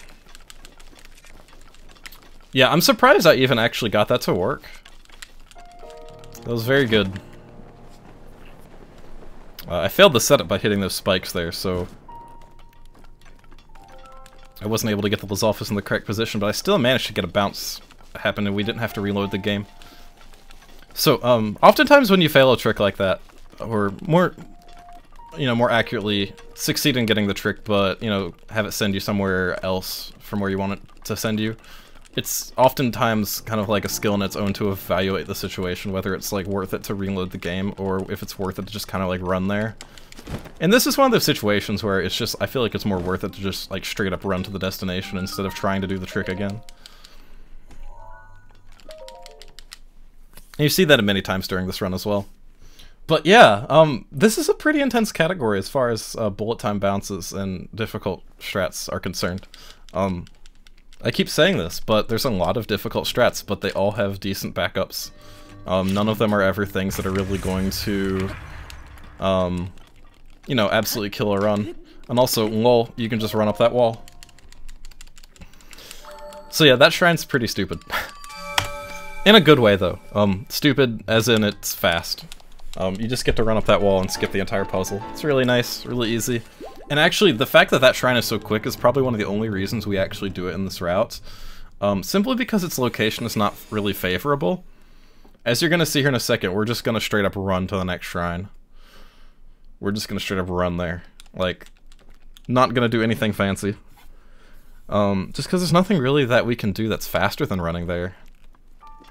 No stasisable objects around, and there's not really many enemies nearby to use.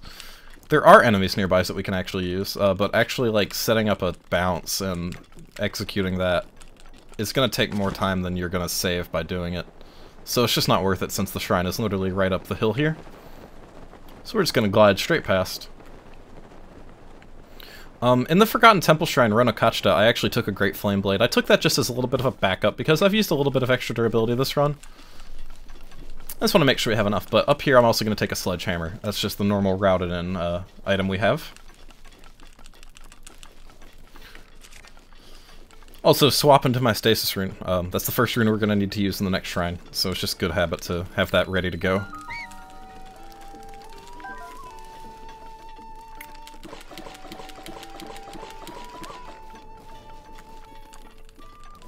Alright, here we are.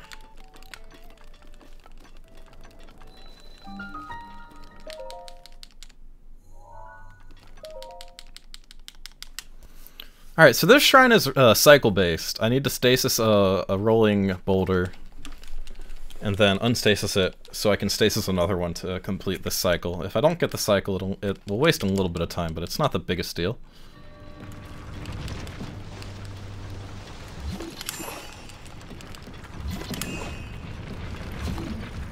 Oh, I missed it somehow. That's okay, though. See, we just have to wait for this to roll down. We could have been moving up the platform a little bit sooner. All good, though. Alright, I think I'm a little bit low on shock arrows. I mean, not shock arrows, ice arrows right now. So, just as a precautionary measure, I'm gonna kill one of these next bokoblins I have to use with shock arrows and the Great Flame Blade. Bounce setup coming up here where I usually use 2 ice arrows, but I just want to make sure I'm able to complete the run with the ice arrows I currently have. So I'm going to use a bit of a different strat, and I'm going to kill a bokoblin that is going to be in the way of this next bounce that we're going to do instead of just freezing him. Which is no problem since we do have that Great Flame Blade. It's a very strong weapon.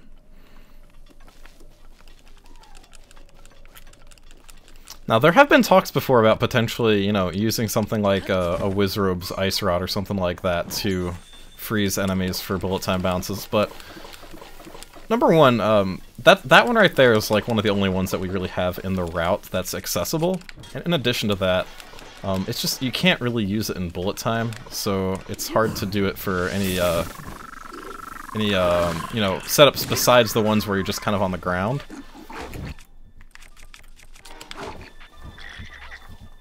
Alright, come here, Mr. Bokoblin.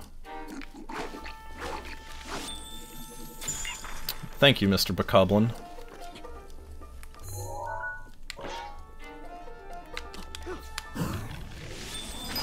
Alright, very nice.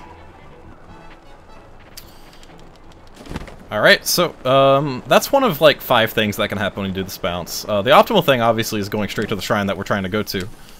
But that doesn't always happen. And this is actually, not worst case scenario. This is a pretty decent backup. But there's some other trees over there you can use too.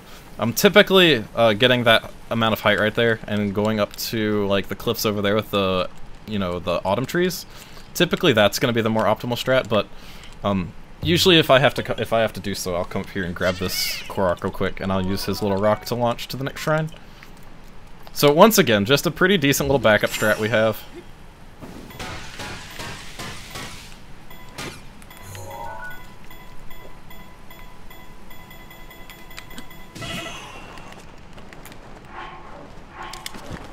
There we go.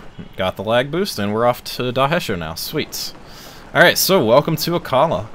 Akkala is my personal favorite region in this game. It's just absolutely gorgeous. As you can probably tell, I'm a big fan of this game outside just speedrunning it. I actually genuinely love this game as just a game. It's such a great game. Such a nice game to play casually. And even though, like, I've put countless hours into running this game, and I actually don't trust that, I'm gonna try again. Even though I've put countless hours into speedrunning this game, I can still fully play it casually without any trouble whatsoever. Alright, come on. Maybe I should have just trusted it. Okay, that was good. Just want to be careful here. If you enter the test of strength and you have a bad skew, you're probably going to fail the clip. And if you fail the clip, bad things happen. Including Link dying.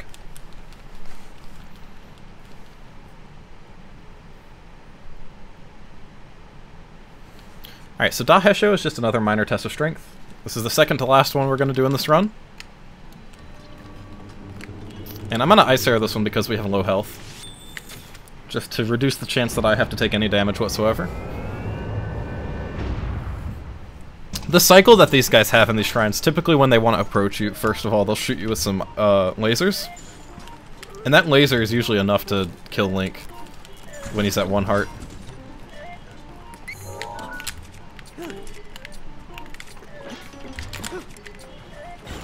Very good.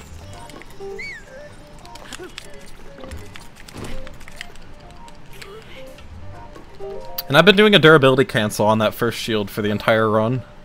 And I haven't mentioned it yet, but if you unequip a shield then re-equip it before it hits the ground, it won't take a point of damage from that first hit on the ground. So it's a great way to just conserve a little bit of durability in your shields.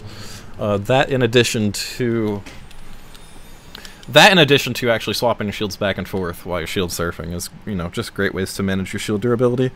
Especially in categories like this where we have only 2 of the fast surfing shields, the Shield of the Mind's Eye. And they're pretty low durability each. So we have to conserve them really well. And I feel like this run I've done a pretty good job at that. So, now we're going to come over here to these apple trees and just simply do another super launch. To make our way over to Tingle Island. It's spelled Tingle Island, like T-I-N-G-E-L, but it is, I pronounce it like Tingle, because everyone loves Tingle, right? Right? Right, guys?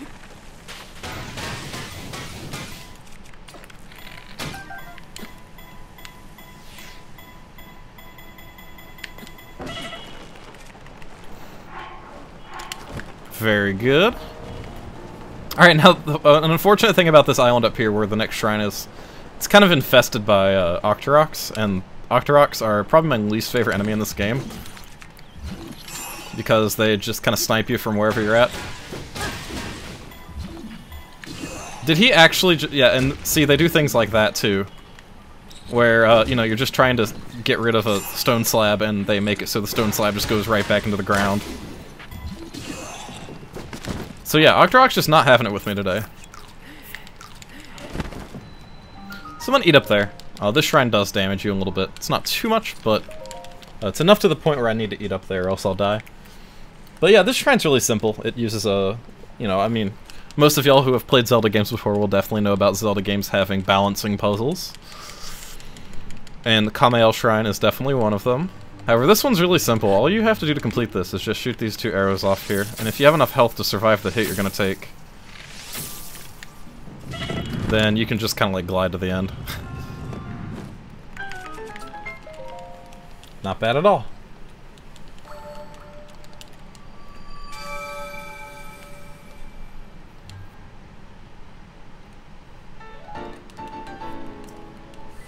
Alright, so our next objective is to make it to the top of this island's little mountain it has on it, without taking any hits from Octoroks. If I can do that, making it to the next shrine will be pretty easy because, you know, I'm going to do a bullet time bounce there, but also make it so I don't have to heal. The next shrine does have a bomb strat that I have to use for a damage boost. So if I have to, if I take any damage before that, I'll have to heal up a little bit to make sure I can survive that. So I'm going to try my best to not have these Octoroks shoot me. But if they do, it's no big deal. I'll just have to heal up a little bit. And I'll have to remember to heal up a little bit. That's another important thing. Alright, and they did hit me. So let's just eat this omelet a little early.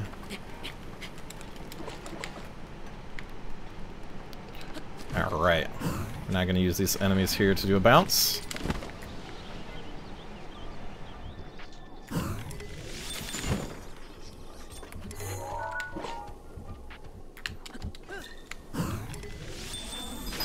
Very good. Alright, the cool thing about this bounce too is you can literally botch the angle like I just did and still make it there pretty easily because it's really easy to curve this back around here. There's just a lot of wind pushing this direction. So even though my angle there was pretty off, look at how close I ended up to the shrine based off of where I was going to fly before that. So it's pretty nice. And that's just one of the fortunate situations where that is the case in this game. There's a lot of other places where we just can't do that. You're just limited by wind facing the other direction, or blowing the other direction. Alright, Katosa Og. This is a shrine that many of you may have remembered from casual play, where you essentially have to play golf with motion controls. But with the beauty of shield strats involving damage boosts, you can actually skip all that. By doing this.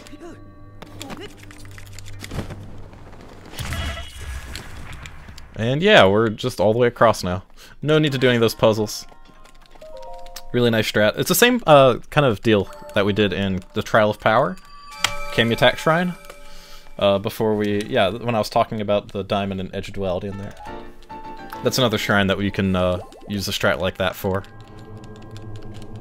Alright, so we're coming up on the end of the Akkala branch now. We're just going to head up the hill here towards the Akkala Tech Lab. Not all the way there, but we're going to use a Moblin that is just near a little cliffside to do a bullet time bounce up to Zunakai. Zunakai is the shrine that is in the Skull Lake, and you may have remembered it from the shrine quest known as the Skull's Eye.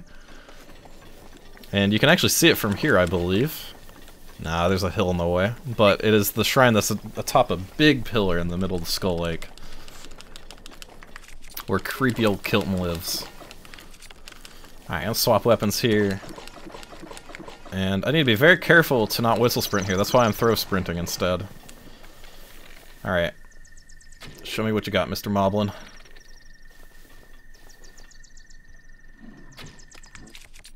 One, two, three, four. Oh, he hit the tree. Okay. Okay. Okay, Mr. Moblin. Let's try that again.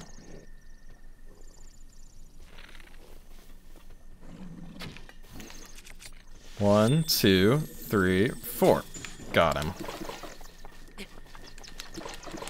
I count his steps there to line that up.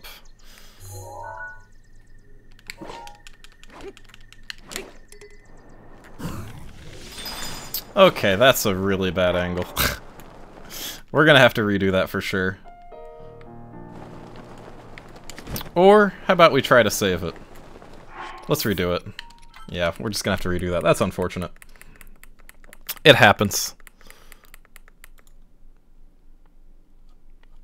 But yeah, that's just one of those situations where, you know, the mistake I made by getting that really bad angle is enough of a mistake that, you know, it's worthwhile to reload the game instead. Making it back there would have been slower any other way, I think. But yeah, this is actually, in my opinion, one of the harder bounces in the run. It's not awful. But, man, Moblins are very strange to do bullet time bounces off of. They have very strange geometry on their back, and most notably, if you don't hit the correct part of their back, you can get sent to some pretty weird locations.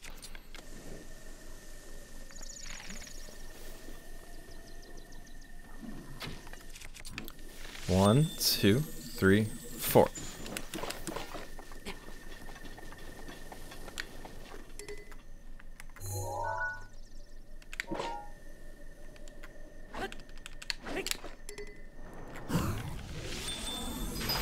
There we go, that's what we want. That's exactly what we want. Now you can see the Skull's Eye Shrine right there. That's exactly where we're headed. Just gonna correct our sailing a little bit to make it there.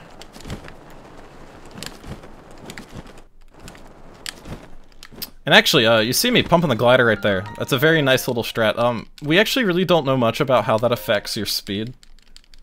So it's something that I haven't talked about earlier in the run for that reason.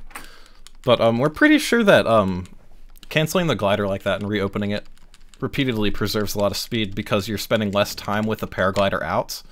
And when you have the paraglider out, Link has a significant amount of speed decay. And when you're just kind of like surfing through the air, going at high speed, there's absolutely no speed decay whatsoever. So, due to that, we think it's optimal to glider pump like that, but we don't really have any data on it. But, you know, there is a nice balance you have to reach there, because even though that kind of thing does preserve speed for a longer time, you do lose altitude. So, losing altitude is something that can really come to bite you in the butt later on. Especially in categories like any percent, for example, where they have to do a single bullet time bounce from the Temple of Time all the way to Hyrule Castle. Things like that play a major role in areas like that. But with categories like this, Master Sword, we're doing a lot more point-to-point routing within very smaller distances, so getting precise angles and, you know, literally just getting a bounce in the general direction that you want is what's key here, instead of literally trying to just optimize the flight path as much as you can. Alright, so here we're going to head up to Namika Oz.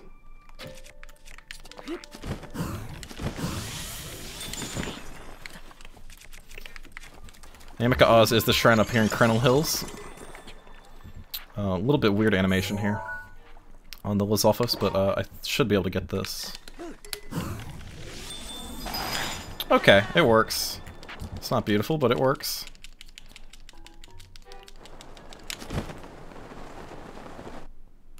Yeah, that's pretty good actually. It's going to put me about a little bit down the hill from my skew spot. So, one of the unfortunate things about this shrine up here is that it's a test of strength that we have to do a clip through, just like the other ones, but this one, it's not in a favorable location to set a skew angle for Link. So, even if you get a good bounce, the spot that you have to use to set the skew angle is not in the most favorable location. There are other places that we can use it in the shrine and, you know, around the shrine, but they're just not really that consistent. And having a slight bit of consistency is something that's very valuable.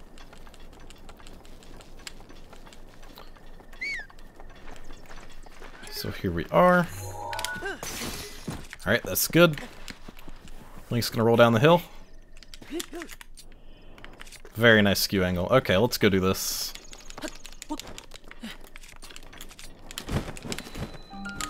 And also, while we're sitting here, just doing another test of strength clip that y'all have seen multiple times, I guess it's worth mentioning that this category is still kind of in its early days of optimization. Currently, I'm about the only person running it. There's not really many other people in the community actively working on it right now. That is slowly changing, though.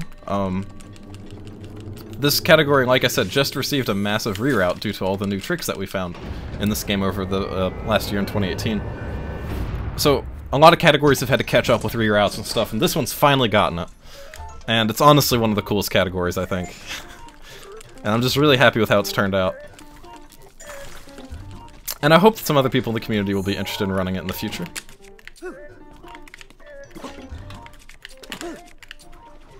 I'm doing pretty well on test of strength clips today. I think that's literally a run where I got basically all of them without any casualties. So that's really good. That doesn't necessarily happen often. I was having a hard time there canceling the ragdoll glitch, but that's all good.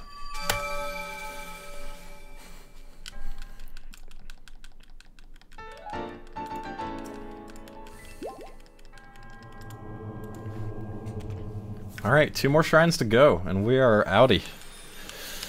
Alright, now up next, we're headed to Woodland Stable, to Miro Shaz Shrine, which is another kind of variant of a golf shrine, I guess you could say. It's pretty interesting, though. So, let's make our way up here. We're gonna do a super launch, and I was gonna go for this little strange strat just to show it off, but I don't think I'm going to. It's just a little bit on the risky side of things. But for now, let's go do a super launch.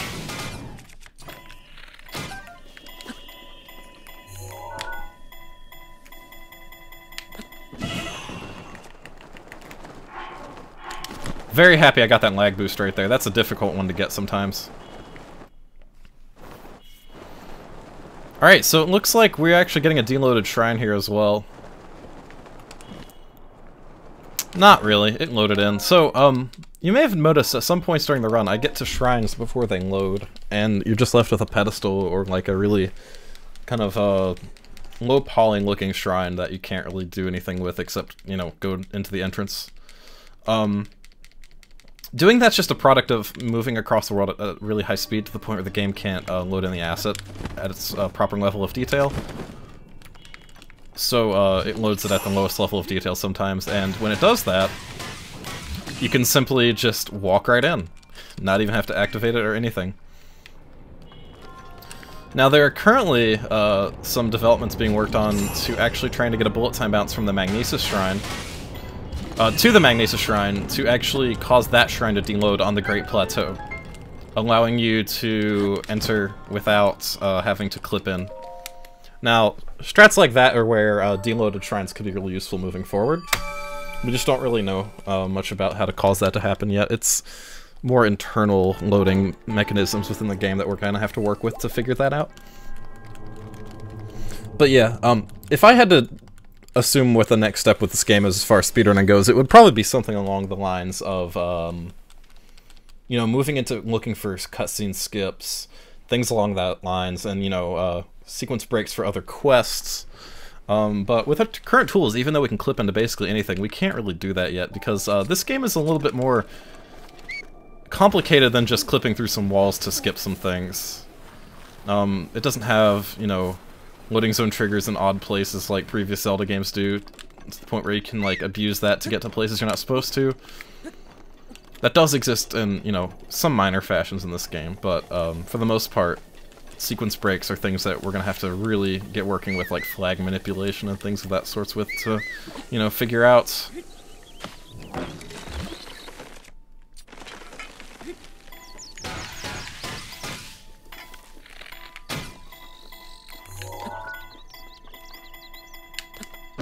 Alright, cool. I saved that. The tree fell a little bit much, but I actually ended up shooting the arrow under it just instead, and it ended up working, so I'm pretty happy about that. Alright, and here, just in a second, we have the last bullet time bounce of the run. Also, this one can be pretty tricky, so I'm gonna make a safety save. But, we're just gonna eat, and then Ice Arrow, our little bokoblin friendo right here, waiting for us like a good boy.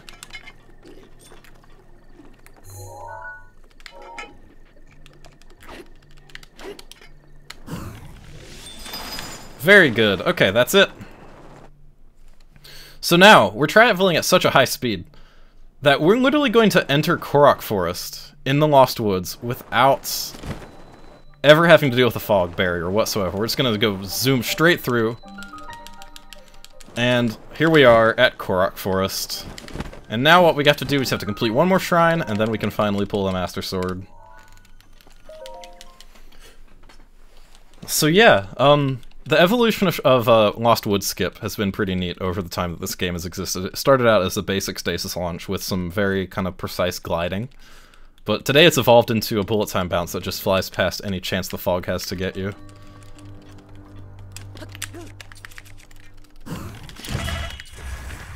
Very nice! Just a shield surf bomb jump over that right there, and let's see if I can get the grind strat. Almost. Little optimization right there that's actually worth going for. If you can manage to shield surf on that railing, you'll get some speed going down the stairs, and it's faster than just running. But yeah, that's basically it for the run. At this point, what we're going to do is we're just going to enter the Great Deku Tree over here and use the Goddess statue to get linked to 13 heart containers with our 40 spirit orbs that we just acquired, and then we're going to go to the middle of the forest and just pull the Master Sword out. So yeah, at this point I guess I can just talk about the run a little bit, but yeah, so that's essentially Master Sword. You just gotta climb over here into the Great Deku Tree. But overall, I'm really happy with how this run has turned out. And personally, I'm a person who does routing in this game in addition to speedruns. I actually consider myself to be more of a router than a speedrunner myself. even though I do focus on runs quite often. I do have my own records and things like that. But this category, from the perspective of someone who's really into routing, is just like a playground. I love it so much. You're just thrown out into this world that has 120 shrines you can access, and you just gotta figure out what the 40 fastest ones are. And connecting the dots, figuring out how to get between them the fastest, managing your resources, managing your durability. And, you know, there's so many different factors that come into play here. And it's kind of overwhelming to start routing it, but once you get in the groove of it, it's a really fun game to really develop. Just the freedom you have with it, because you're not on the rails like you are in previous Zelda games as much. It really changes what you can do with routing, and there's some really creative routes that have been made for this game by a ton of people in the community, and it's honestly amazing to see what the things that people can do with it. Just something else here I'll shout out at the end of the run. Something else that's kind of interesting to look into if anybody's interested. Breath of the Wild bingos are pretty cool. I'm sure a lot of you know what a bingo race is with speedrunning, but just how open this game is. They just cater really well to bingos, and I think it's a very cool cool way to see this game's openness and a very good light in a speedrunning scene. So that's what I have to say about that, but yeah, we're just gotta redeem these 16 more spirit orbs here. And then we're just gonna go pull the Master Sword out and finish up the run.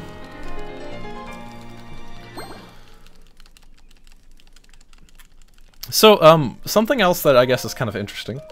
There's actually a somewhat lead we have on actually skipping this requirement for the Master Sword of 13 hearts. There was a clip of someone who modded the game and removed the trigger that is around the Master Sword that triggers the cutscene. And when they removed it, they were able to just literally walk up to the sword of 3 hearts and just take it. And you didn't need any hearts in addition to what you have at the start of the game or anything like that. You could just straight up take it. It just ignored the requirement. So far, there's only been one clip of a person even getting close to having that happen in a real run by deloading the barrier just from traveling to it really fast. And they weren't even able to pull the sword themselves by doing that, so it's something we can't do yet, but in the future it would seriously chop this category down and probably lead to a category split between allowing that glitch and not allowing it, because this category does allow for, quite a unique spin on a Breath of the Wild speedrun, I think. And because of that, I hope you guys have really enjoyed this, but now we just have to pull out the Master Sword, and then that's it. The run is over when time happens after he fully has the sword out of the pedestal.